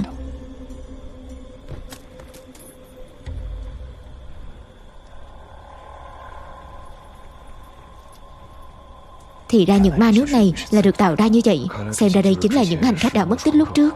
Nếu nói như vậy thì bọn chúng đã đào bới ở đây từ rất lâu rồi. Rốt cuộc bên trong bãi đá ngầm này có thứ gì? Mau xuống dưới, tiếp tục đào đi.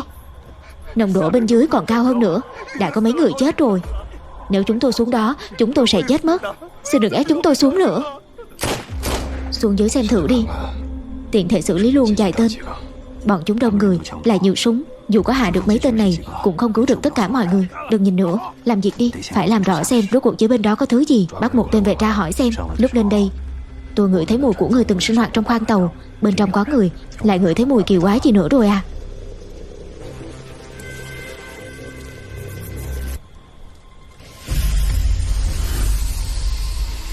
Mùi thịt ướp. Chuyện gì vậy? Có chuyện gì xảy ra thế? Sao đèn lại tắt nữa rồi?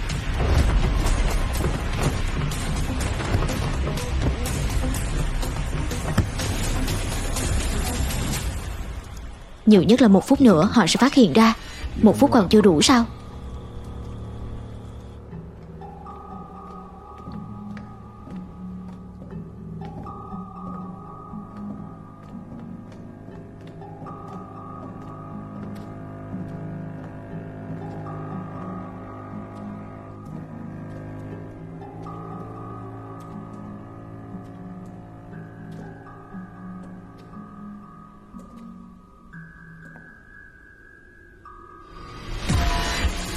Đám binh lính này đang giở trò quái quỷ gì đây?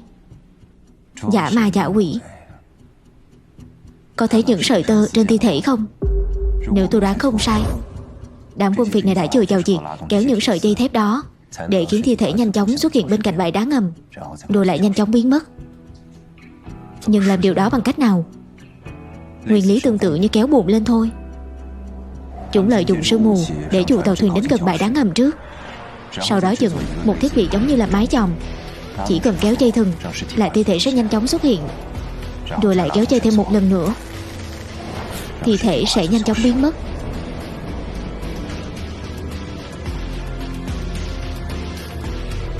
Giống hệt như việc kéo buồm lên vậy. Đúng là đầu óc anh nhanh nhạy thật. Nhưng sao đám lính gác này lại phải giở trò với những thi thể đó?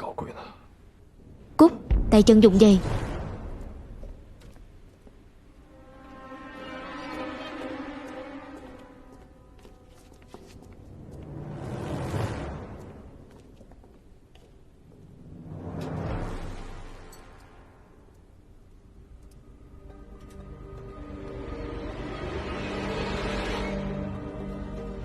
Mùi rất nồng, rất hắc, không biết là loại nước thuốc gì nữa. Hắn đang làm gì vậy?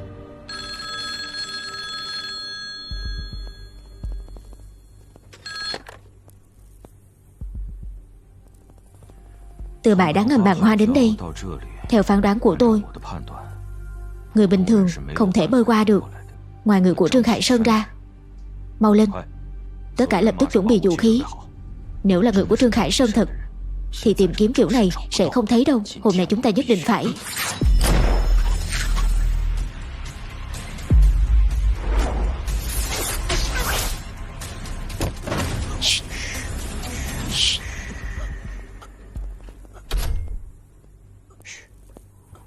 Tôi mà buông tay ra thì anh chết chắc. Trả lời câu hỏi của tôi sẽ không chết thương cho anh. Các người có lai lịch gì? Là người của ai? Dưới bãi đá ngầm đó có thứ gì? Đám lính bên trên sẽ xuống đây ngay thôi. Anh mau nghĩ cách gì đó đánh lạc hướng chúng đi, tranh thủ thêm chút thời gian cho chúng ta.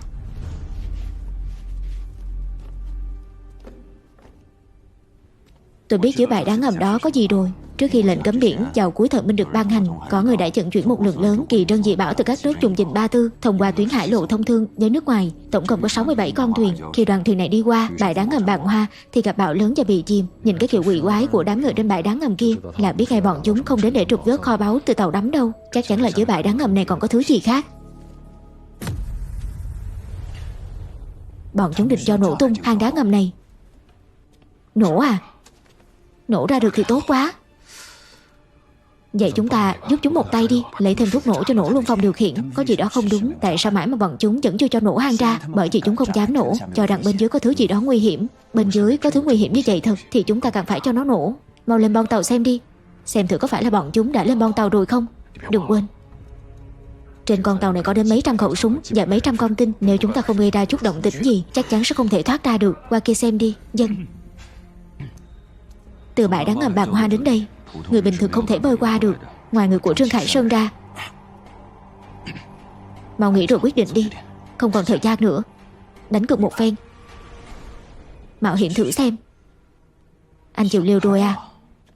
Chẳng phải là trước đây anh luôn hỏi tôi chuyện gì nên làm, chuyện gì không nên làm sao? Bây giờ tôi nói cho anh biết, chuyện này đáng để mạo hiểm.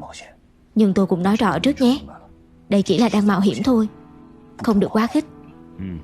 Yên tâm đi, bao nhiêu năm nay tôi vẫn luôn rất kiềm chế mà. Tôi bắt đầu thấy hưng phấn rồi đó.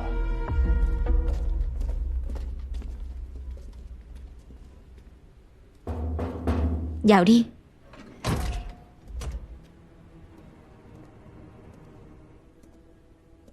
Phó quan, sao lại có tiếng súng? Tôi biết rồi. Giờ này có người lẻn vào đây, hiện giờ đã chạy mất rồi. Cho người lục soát toàn bộ con tàu đi. Rõ. Đúng rồi. Tình hình hiện tại thế nào rồi? Sắp rào đến khoang đáy của con tàu đắm đó rồi. Bây giờ phải cẩn thận gấp đôi. Tôi lo thứ ở bên trong con tàu đó sẽ chui ra. Được, để tôi kiểm tra cậu một chút. Nếu lo thứ bên trong đó chui ra, các cậu nên chuẩn bị những gì? Như trước đây, thành toàn để đám công nhân xuống đào. Chúng ta chỉ cần che kín phần da trên người, rồi đeo đồng hồ bảo hộ đã được ngâm trong nước thuốc là sẽ không sao. Như vậy vẫn chưa đủ sao? Mấy năm nay cứ có người chết, ngài vẫn xử lý như vậy mà, còn dùng muối để niêm phong lại nữa. Chúng tôi cứ tưởng như thế là đủ rồi. Báo cáo cho người bên dưới biết, tụi này nhất định phải đào thông, tăng tốc lên. Người của Trương Khải Sơn đã tới rồi. Đó. Khoan đã.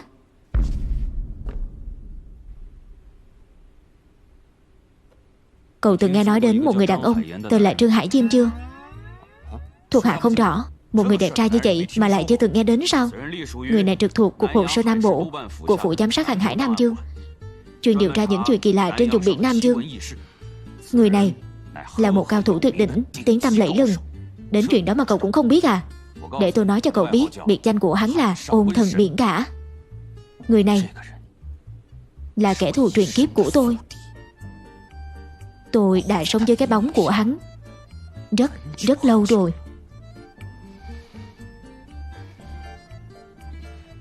Nhưng thấy tình hình hiện giờ đang khá cấp bách, tôi phải kể cho cậu nghe cho tử tế mới được. Thuộc hạ hiểu rồi.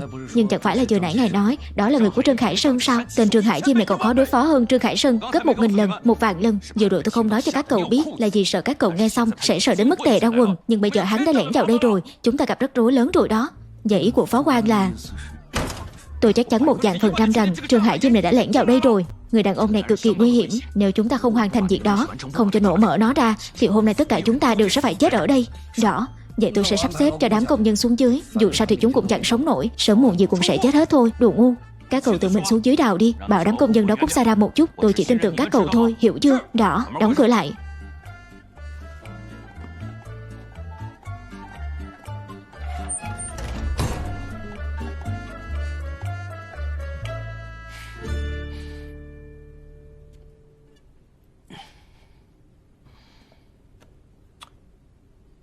Tôi thấy mình đã kiềm chế tốt lắm rồi đó. Tép, anh xem đó, đôi khi kỷ luật quá tốt cũng chẳng phải là chuyện hay. Nếu lúc nãy anh dám mắng tôi như thế, tôi đã đá anh từ lâu rồi. Sao có thể để cho cái trò giặt giành đó thành công được chứ? Đương nhiên, người bình thường cũng rất khó tin rằng lại có một người mặt dày đến mức đó. Tôi thừa nhận, ở phương diện này tôi đúng là có chút thiên phú. Giờ nãy anh lại hưng phấn quá mức rồi đó. Dù sao thì cũng định cho nổ mà. Nếu tôi không nói khoa trương một chút thì bọn chúng có tin không? Đi xem có trang bị gì dùng được không? Chúng ta cùng theo xuống dưới.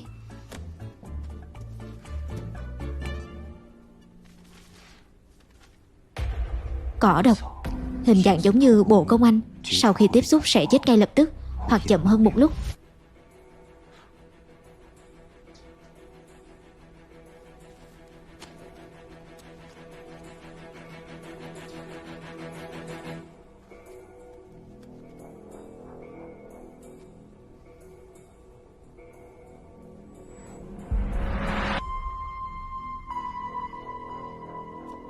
Trương Hải Lâu, tốt nhất anh nên thu hồi mệnh lệnh vừa rồi đi. Sao vậy? Cô gái này chết vì trúng độc. Muối và thuốc nước được dùng để khử độc. Nếu đúng là như vậy thì đám công nhân kia cũng trúng loại độc này, chết vì độc phát tác, cho nên thi thể của họ mới bị ướp phủ kín bằng muối. Bảo sao lúc nãy tên kia lại nói đám công nhân đó không sống nổi. Hóa ra là bị trúng độc. Anh xem bản báo cáo này đi. Chất độc đó có nguồn gốc từ một loại thực vật gọi là cỏ hoàng hôn. Nếu cha tiếp xúc với nó, nhẹ thì bị lở loét, sau đó tử vong. Nếu trực tiếp hít phải thì sẽ đột tử ngay lập tức. Vì thế đám binh lính đó mới liên tục giết người, rồi cướp tàu, sau đó lại ép họ tiếp tục khai thác bài đá ngầm. Nói như vậy thì thứ bọn chúng đào lên từ con tàu đắm đó không phải là quái vật gì cả, mà là cỏ hoàng hôn. Đã nổ thông rồi. Đã nổ thông rồi.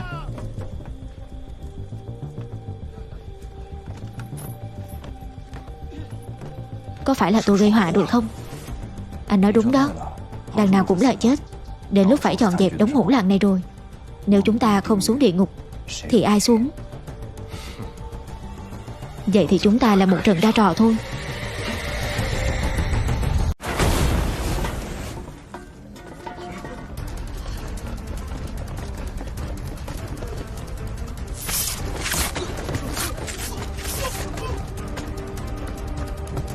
Mau rời khỏi nơi này. Phòng hộ kỹ vào. Đi mau. Đi mau, không là chết hết đó. Đi. Hai người đừng đi vào. Chạm vào mấy thứ đó là sẽ chết đó. Không chạm vào bọn tôi được. Đừng đi vào, yên tâm. Đừng đi vào, đừng đi vào.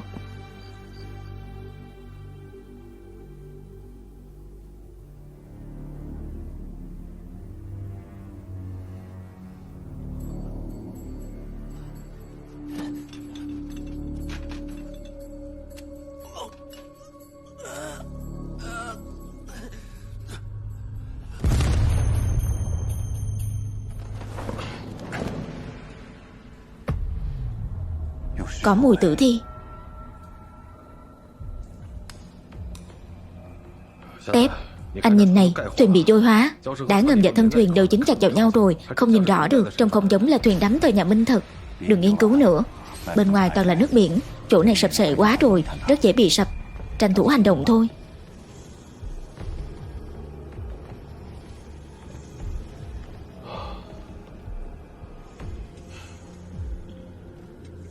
Thi thể trong mấy cái túi này đều thối rữa cả rồi.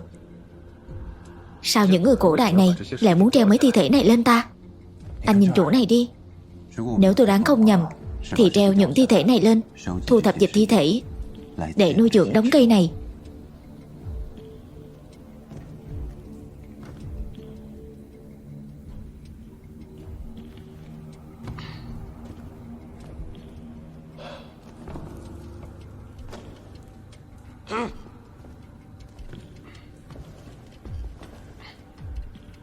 Bản đồ đi biển thời Minh.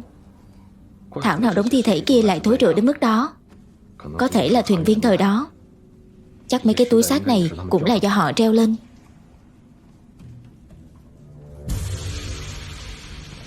Trên này còn ghi lại một chuyện kỳ quái. Nói rằng lúc đó khi con thuyền ra khơi, thuyền viên đột nhiên bắt đầu lăn đùng ra chết. Tình trạng khi chết đều là người nổi mẩn đỏ, lở loét mà chết, người chết ngày một nhiều. Cả con thuyền rơi vào hoảng loạn. Sao thế? Tam thúc, con thuyền này bị ma nước ám rồi. Ma nước tới rồi. Những người bị các người chìm xuống đáy biển, linh hồn sẽ mắc kẹt trên biển, không thể về quê hương. Cho nên họ hóa thành lệ quỷ, quay lại thuyền tìm chúng ta đòi mạng đó. Tam thúc, phải làm thế nào đây? Treo thi thể lên, giam lệ quỷ bên trong thi thể, chờ đến lúc vào bờ sẽ chôn cất họ tử tế. Nhớ kỹ, không được để chân của thi thể chạm vào bon tàu. Nước màu đen chảy ra từ những thi thể này càng khiến thảm họa ngày càng trầm trọng hơn.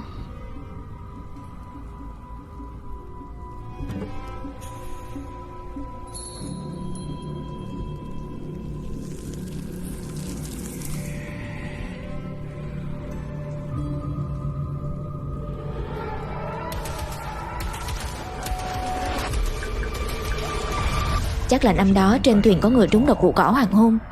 Trên người những người trúng độc chính phải hạt giống của cỏ hoàng hôn. Mà sau khi những người này chết đi, hạt giống sinh trưởng trên thi thể của họ. Cỏ hoàng hôn thích môi trường âm u ẩm ướt, giữa hai khoang thuyền lại là nơi thích hợp. Dần dần cỏ hoàng hôn mọc đầy khắp thuyền, gây ra thảm kịch của toàn bộ người trên thuyền. Chắc chắn trong dịch thi thể màu đen này có hạt giống của cỏ hoàng hôn. Nếu không thì sao mọc nhiều thế này được? Đây chính là tinh hoa của con thuyền này, dịch cô đặc của những người trúng độc mà chết.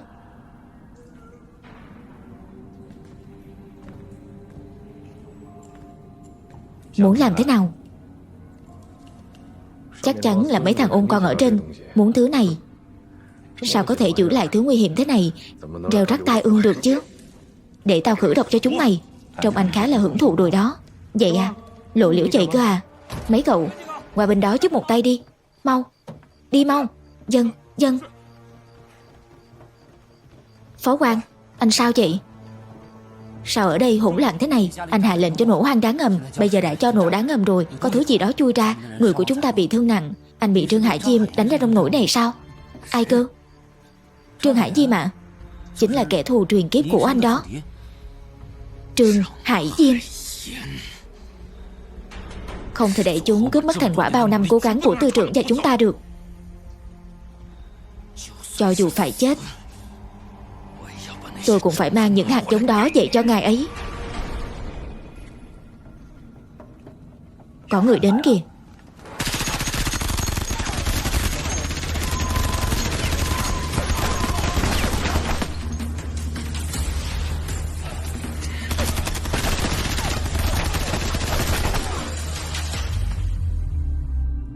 Biết thế chưa nãy cho thằng tranh này thêm một nhát. Sơ suất quá.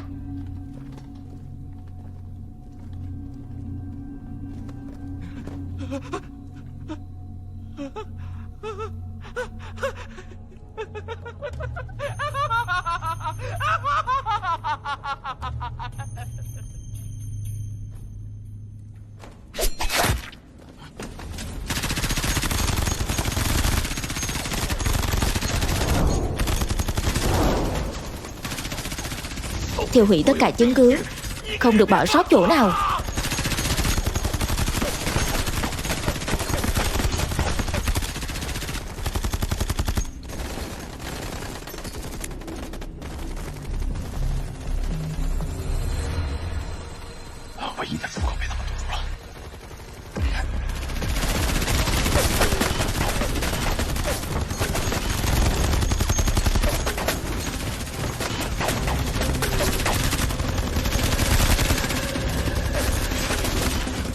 Anh định dùng bom để làm nổ thân thuyền, dựa vào sóng xung kích để đẩy chúng ta xuống biển. Anh điên rồi. Cứ thử đi. Mặc cho số phận. Mặc cho số phận.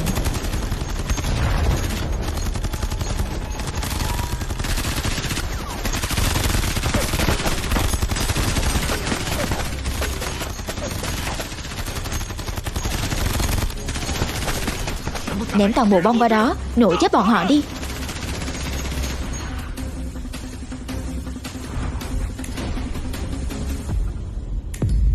Không ngờ hỏa lực mạnh thế này. Không biết mấy thứ này có trụ nổi không. Muốn về Hạ Thành không? Nói thừa, tất nhiên là muốn.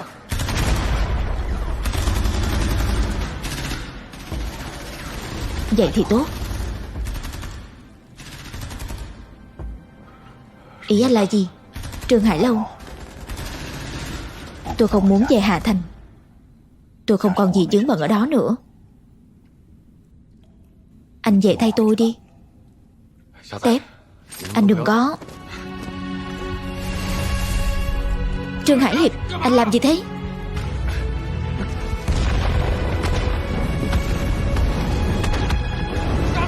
Tép, anh điên rồi à?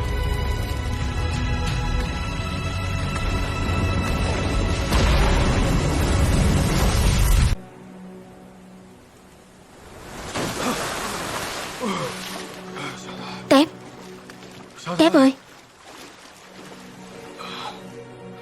Tép, Tép ơi.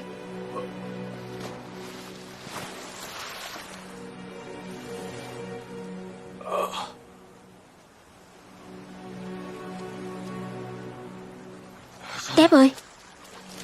Tép, Tép ơi. Tép, đừng ngủ.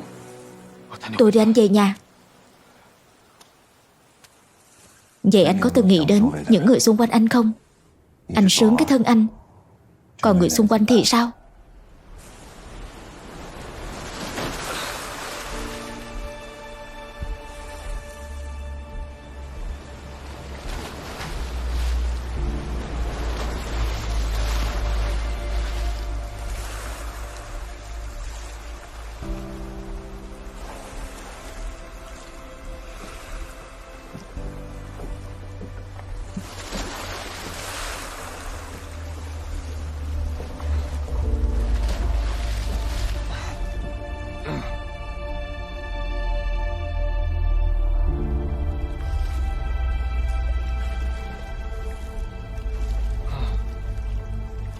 Muốn về Hạ Thành không?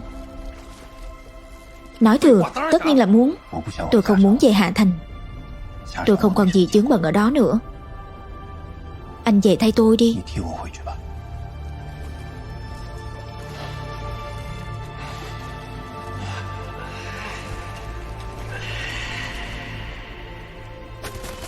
Trương Hải Hiệp, anh làm gì thế?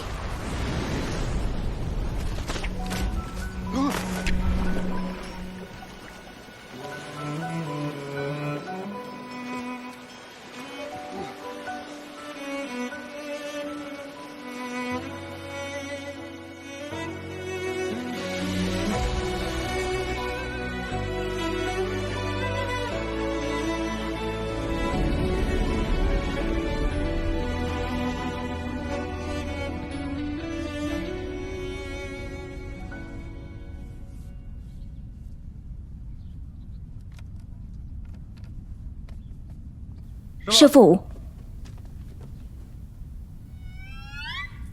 Trương Hải Lâu, cậu vẽ gì đó?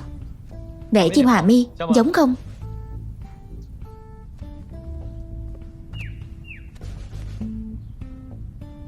Trương Hải Hiệp, lông mày của cậu bị sao thế kia?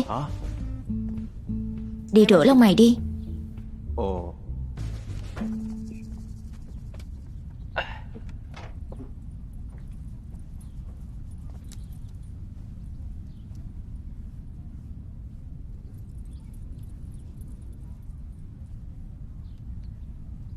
Đây là bản tướng của cậu.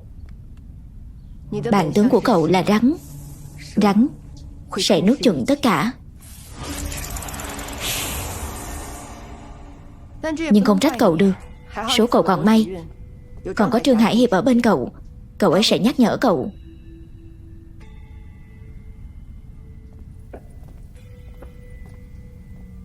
Nghe thấy chưa? Đối xử với tôi cho tốt vào.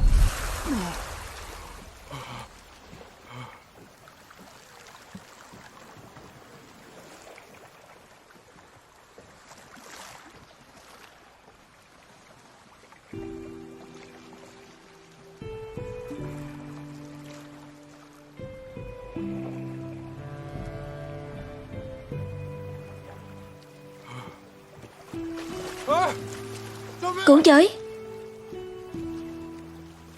Cứu giới!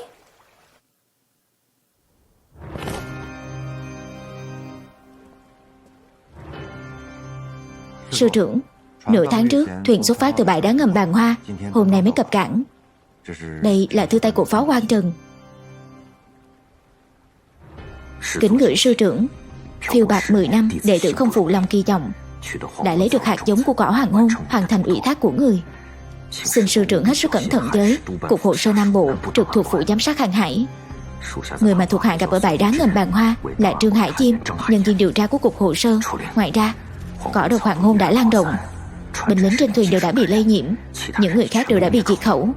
Không thể giữ lại binh lính trên thuyền để trừ hậu hoạn. Sư trưởng, thi thể của Phó quan Trần đã cứng đờ rồi, không gỡ được chiếc hũ ra. Điều dùng để làm gì? Chặt tay đi, lấy chiếc hũ ra.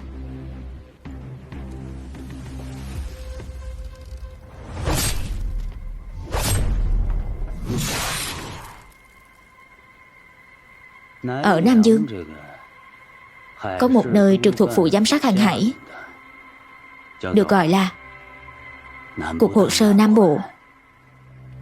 Cậu điều tra rõ cho tôi, được chứ? Sau khi điều tra nên xử lý như thế nào? Vừa rồi trong thư nói người đó tên là Trương Hải Chiêm. Hắn họ Trương.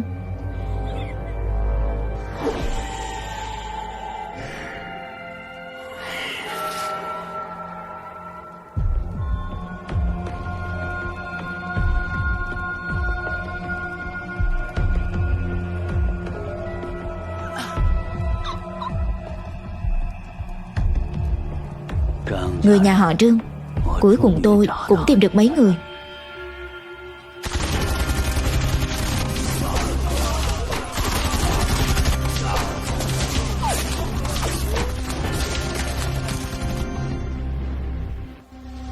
Tìm toàn bộ người của Cục Hồ sơ cho tôi, bất chấp mọi thủ đoạn.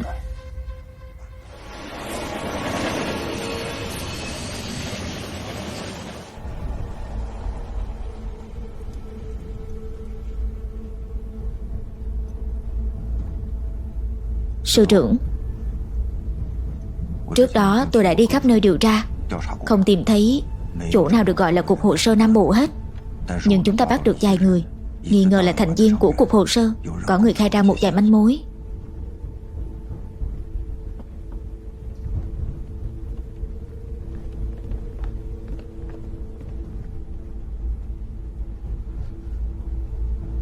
Cục Hồ sơ Nam Bộ là nơi cơ quan chuyên điều tra những chuyện kỳ bí. Tiền thân của nó là từ một gia tộc họ Trương cổ xưa.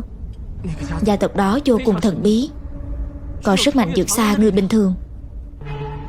Lãnh đạo tối cao của Cục Hồ sơ Nam Bộ là Cục trưởng Trương Hải Kỳ. Trương Hải Kỳ. Vụ án bãi đá ngầm Bàn Hoa gần như ứng nghiệm với lời tiên tri của sư gia. Kết cục cuối cùng là 2 nhân viên điều tra bị thương nặng, biến thành án treo. Mà điều khiến 2 người không ngờ tới là trong lúc họ dưỡng thương, chi cục Bá Long Châu của Cục Hồ sơ Nam Bộ đột nhiên nhận được thông báo tạm dừng mọi hoạt động. Tất cả nhân viên bị giải tán, ai nấy chỉ nghỉ ngơi chỉnh đốn.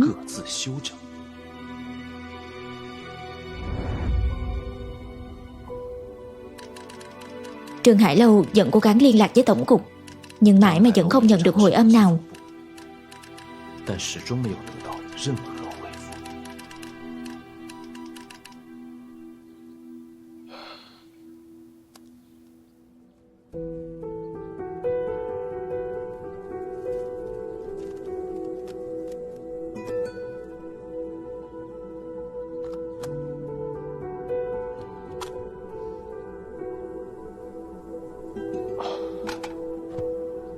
Người của cục hồ sơ đi đâu hết rồi?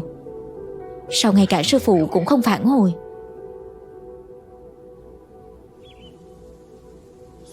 Thời gian thấm thoát thoi đưa.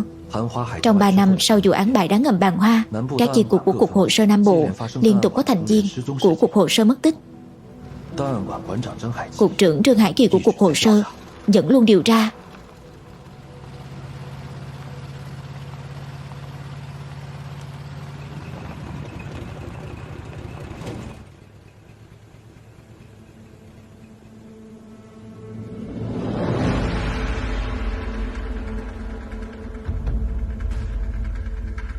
Những thi thể đó là ai treo lên? Không biết. Giống như chọc phải kẻ thù ở đâu đó nên bị trả thù. Treo ngược mấy ngày rồi. Nghe nói lúc mới treo lên vẫn còn sống. Ngày nào cũng nghe thấy tiếng la hét. Lái xe qua đó.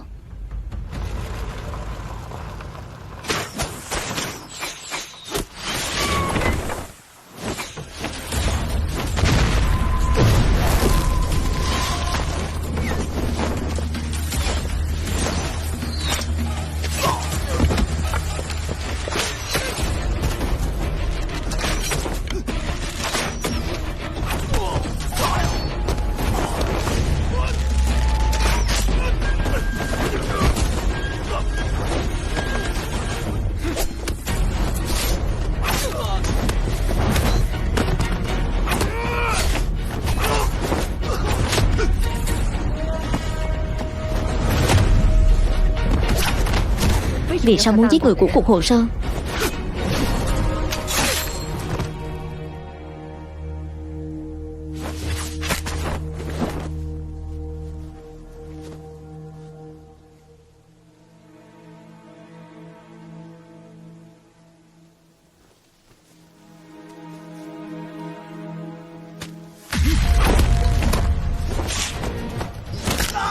Các người là ai? Là ai phản bội Cục Hồ sơ? Cô không cần biết. Đằng nào cô cũng không sống được.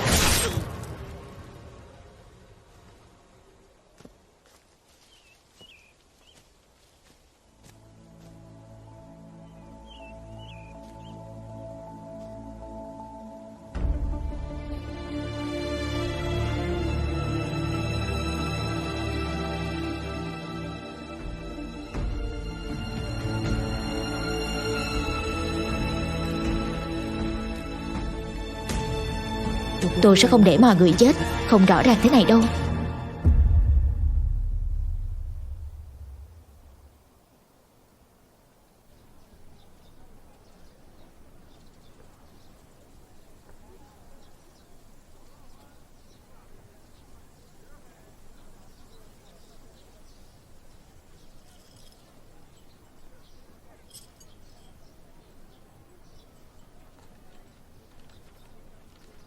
Giờ nghiên cứu mấy cái này à? Mấy năm qua tôi đã tìm rất nhiều loài thực vật gần giống cỏ hoàng hôn, nhưng sau đó mới phát hiện lần cuối cùng cỏ hoàng hôn xuất hiện là vào cuối thời nhà Minh. Loại cỏ này từ rễ cho đến hạt đều chứa kịch độc. Chúng ta có thể sống sót đúng là kỳ tích. Chuyện đã qua lâu như vậy rồi, anh nghiên cứu nó cũng có ý nghĩa gì nữa đâu chứ. Thế nào rồi? Vẫn không có tin tức gì của trụ sở chính à? Không chỉ không có tin tức, tiền lương cũng bị cắt rồi. Anh nói xem có khi nào Cục Hồ sơ bị giải tán rồi không? Nếu giải tán thực thì anh có dự định gì không? Tôi nghĩ nên nhanh chóng về Hạ Thành tìm sư phụ. Nếu không phải là tại tôi, anh đã về Hạ Thành từ lâu rồi. Đừng nói cho tôi mấy lời đó. Đợi sau khi về đến Hạ Thành tìm được sư phụ rồi, bà ấy giỏi như vậy chắc chắn có thể chữa khỏi chân cho anh.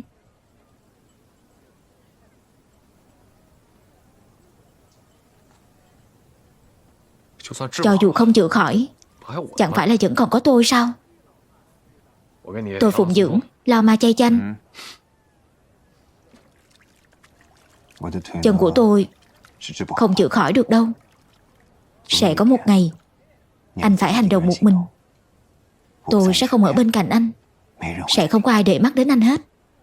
Cùng lắm là tôi nghĩ luôn. Anh giỏi như thế. Nghĩ thì tiếc lắm. Giỏi thì có ích gì. Hại anh em ra nông nổi này. Thật ra bây giờ anh hiểu ra những lý lẽ này cũng không quá muộn. Cuộc đời của anh còn rất dài. Anh phải đi tiếp về phía trước. Anh muốn nói gì tôi nghe là được. Sau này gặp phải việc gì cũng phải bình tĩnh, tuyệt đối không được kích động. Suy nghĩ về người xung quanh mình sẽ như thế nào nhiều hơn. Biết rồi.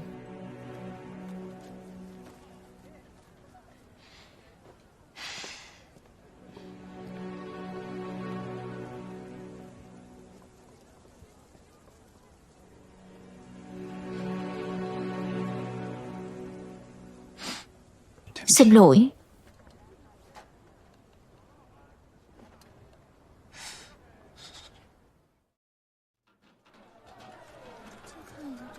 Xem thử cái này đi. Có thích không? Cảm ơn nhé.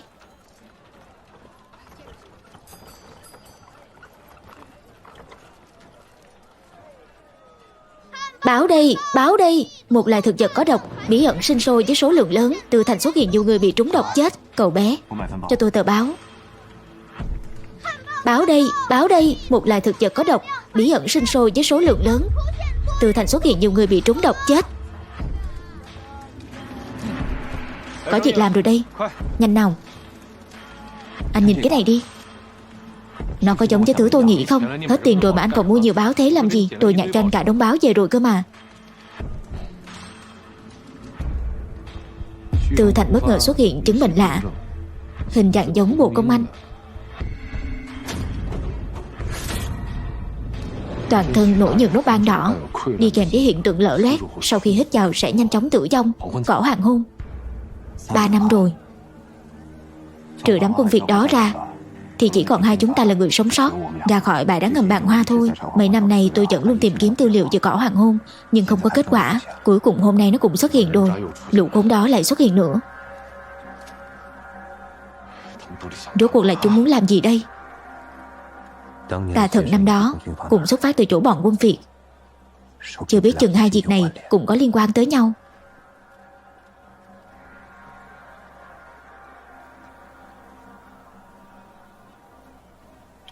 Mà thôi, cuộc hồ sơ không còn nữa.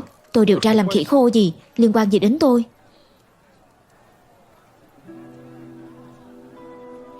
Hiện nay tàu thuyền qua lại với Nam Dương rất phát triển. Ngày nào cũng có hàng nghìn người ra chào ở mỗi bến tàu. Nếu là cỏ hoàng hôn thực thì những nhụy hoa, sợi bông và hạt giống đều sẽ bị mang đi khắp nơi. Chúng sẽ chứa chất kịch độc và sẽ gây nguy hiểm tới người dân bình thường. Tuy lâu rồi không có lương, nhưng cục hồ sơ vẫn có trách nhiệm phải báo cáo cho các nơi.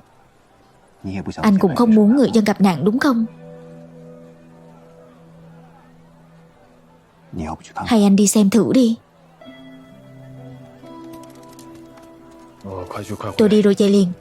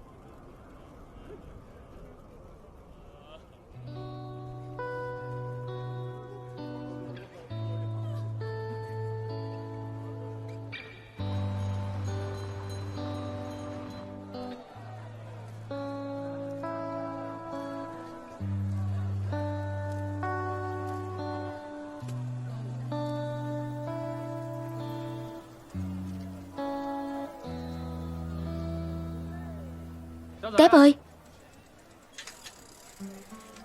tới rồi, xuống xe đi. Ở đây chờ chú một lát, chú đi lấy cái ghế cho ngồi. Chuyện gì vậy? Yên tâm đi, con bé không bị trúng độc.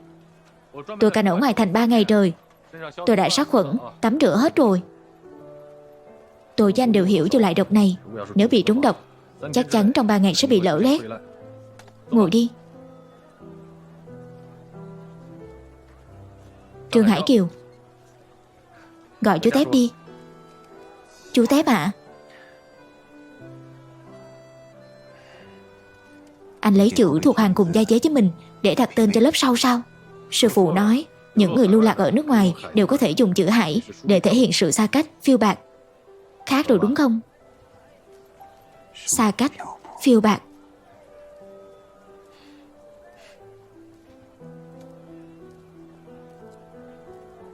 Chú tên là Trương Hải Hiệp. Hiệp là hiệp khách. Chú ấy tên là Trương Hải Lâu. Lâu là nhà lầu. Một đêm nghe mưa xuân nơi lầu nhỏ. Hiệp khách hàm dương phiêu bạt biết bao năm. Đây là một câu thơ à? Quạt cho người ta đi.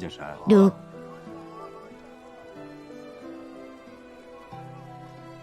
Để chào đón Hải Kiều. Hôm nay ăn lẩu nha.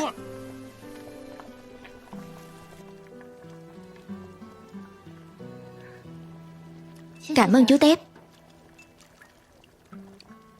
Cảm ơn chú Tép.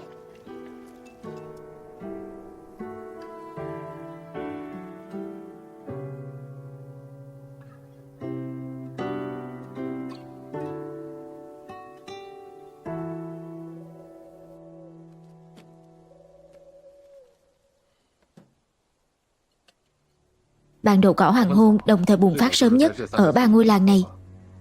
Hơn nữa người đầu tiên trúng độc trong 3 ngôi làng ấy đều từng lên tàu Nam An từ Hạ Thành đến Ba Lai vào khoảng đầu tuần của tháng 7.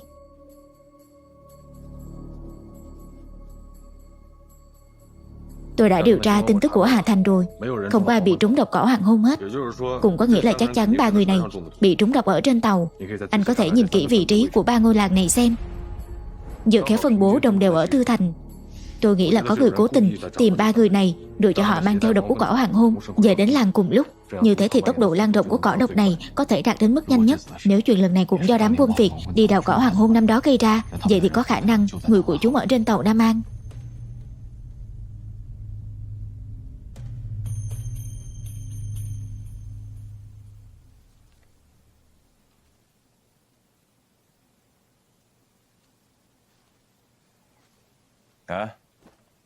Hiện tại tất cả manh mối đều hướng về tàu Nam An. Hay lại lên tàu điều tra xem. Khi nào tàu cập bến? Tuần sau. Tàu Nam An đi tới Hạ Thành. Nếu anh muốn đi điều tra án thì nhất định phải điều tra toàn bộ hành trình tới Hạ Thành rồi xuống tàu.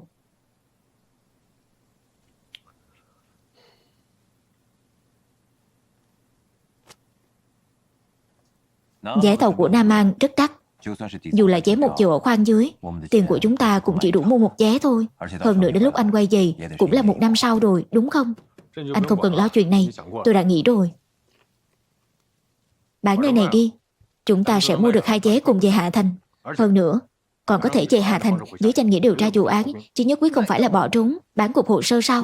Vậy mà anh cũng nghĩ ra được. Sao thế? Hay anh bán quách tôi đi cho luôn rồi? Anh hai ơi, nơi này bị bỏ hoang 3 năm trời rồi. Chỉ là vật ngoại thân thôi, phải nghĩ hộ cho người sống chứ chứ. Anh về đi. Về xem thử tại sao chưa có tiền lương. Tiện thể thăm sư phụ luôn.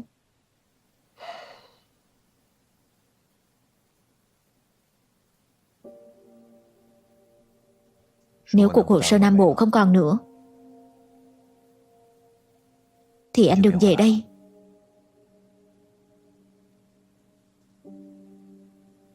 Gửi điện báo cho tôi. Chúng ta chia tay tại đây nha. Còn lâu mới có chuyện đó. Đã nói là về cùng nhau. Mình tôi về thì khó xử lắm. Với lại tiền là của hai chúng ta. Có phần của anh mà.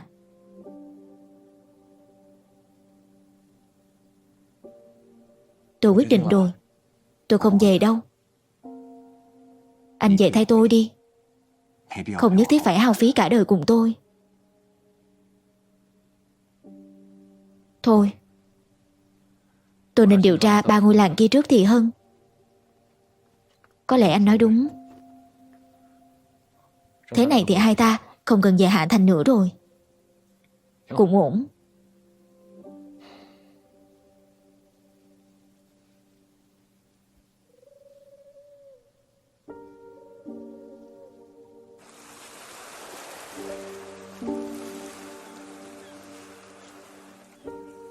Hải Lâu, cuộc đời của anh vẫn còn rất dài. Anh phải đi tiếp về phía trước. Đợi sau khi về đến Hạ Thành, tìm được sư phụ. Bà ấy giỏi như vậy, kiểu gì chân anh cũng chữa khỏi thôi.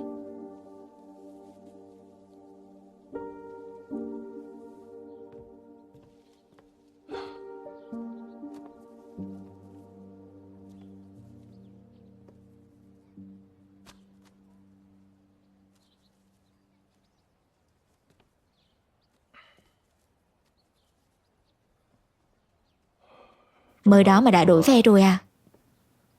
Ai đã mang cháu về đây nữa không biết. Chú Tép nói chú rất muốn về Hạ Thành.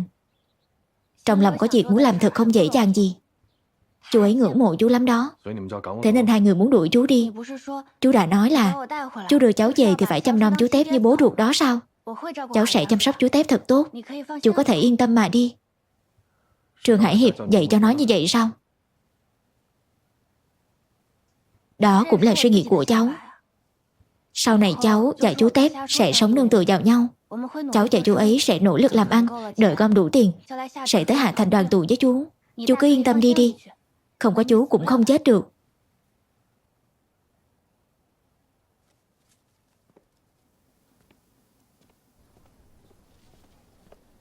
Trường Hải Hiệp, anh làm vậy là thấy hay lắm sao?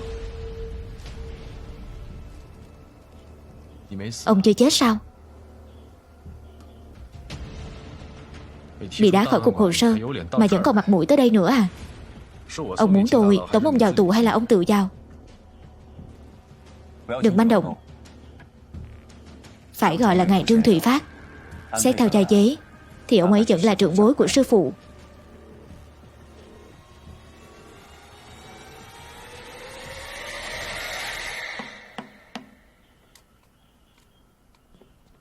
Nghe nói các cậu đang điều tra chuyện của cỏ hoàng hôn. Tôi cất công đến đây để giúp các cậu đó. Lâu rồi không gặp.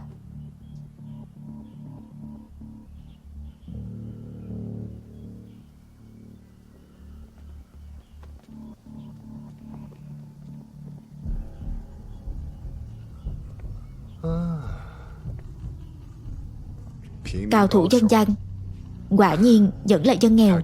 Muốn đánh muốn giết thì cứ tùy ý ngài Trương. Cần gì phải mỉa mai chúng tôi như vậy chứ? Tôi đánh giá cao tinh thần của các cậu. Nghèo kiết xác rồi mà vẫn còn bám víu lấy cục hồ sơ. Đúng ra tôi đã điều tra ra các cậu từ khi các cậu xuất hiện ở dưới đầm muối lần đầu tiên rồi. Nhưng tôi thấy với trình độ của hai cậu thì có cả đời cũng không bắt được tôi. Vậy nên tôi không tiêu diệt hai cậu để tránh việc cục hồ sơ Nam Bộ lại thay mấy đứa giỏi khác tới khiến tôi ở Tư Thành không được yên ổn. Kết quả không làm mọi người thất vọng. Các cậu kém cỏi hơn tôi tưởng nhiều đó. Thật ra lần trước chúng tôi đi điều tra vụ tà thần là chính, gài các ông chỉ là phụ thôi. À mà các cậu biết được bao nhiêu về vụ án cỏ hoàng hôn lần này rồi?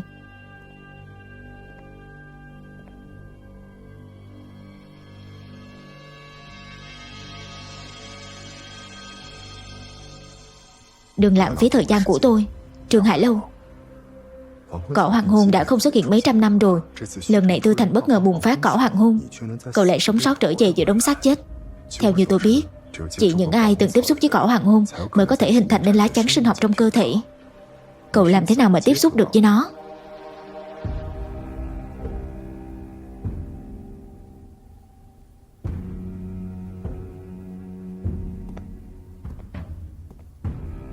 Người anh em này tàn tật là gì cậu? Cậu chăm sóc cậu ta tới hiện tại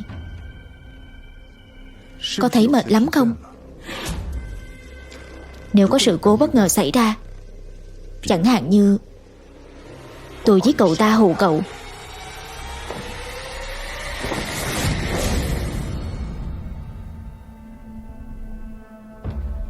Vậy thì cuộc đời cậu sẽ nhẹ đi nhiều hơn có đúng không?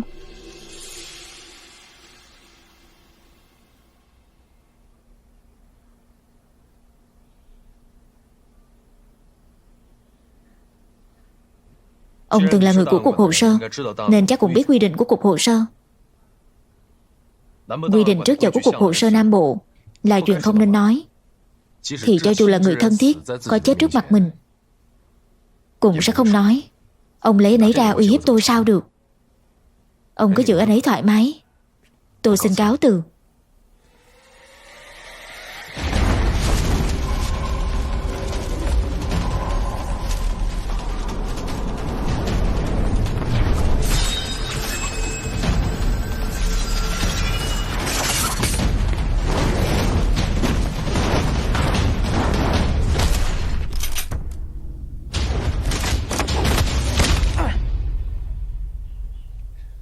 Trương Thụy Phát.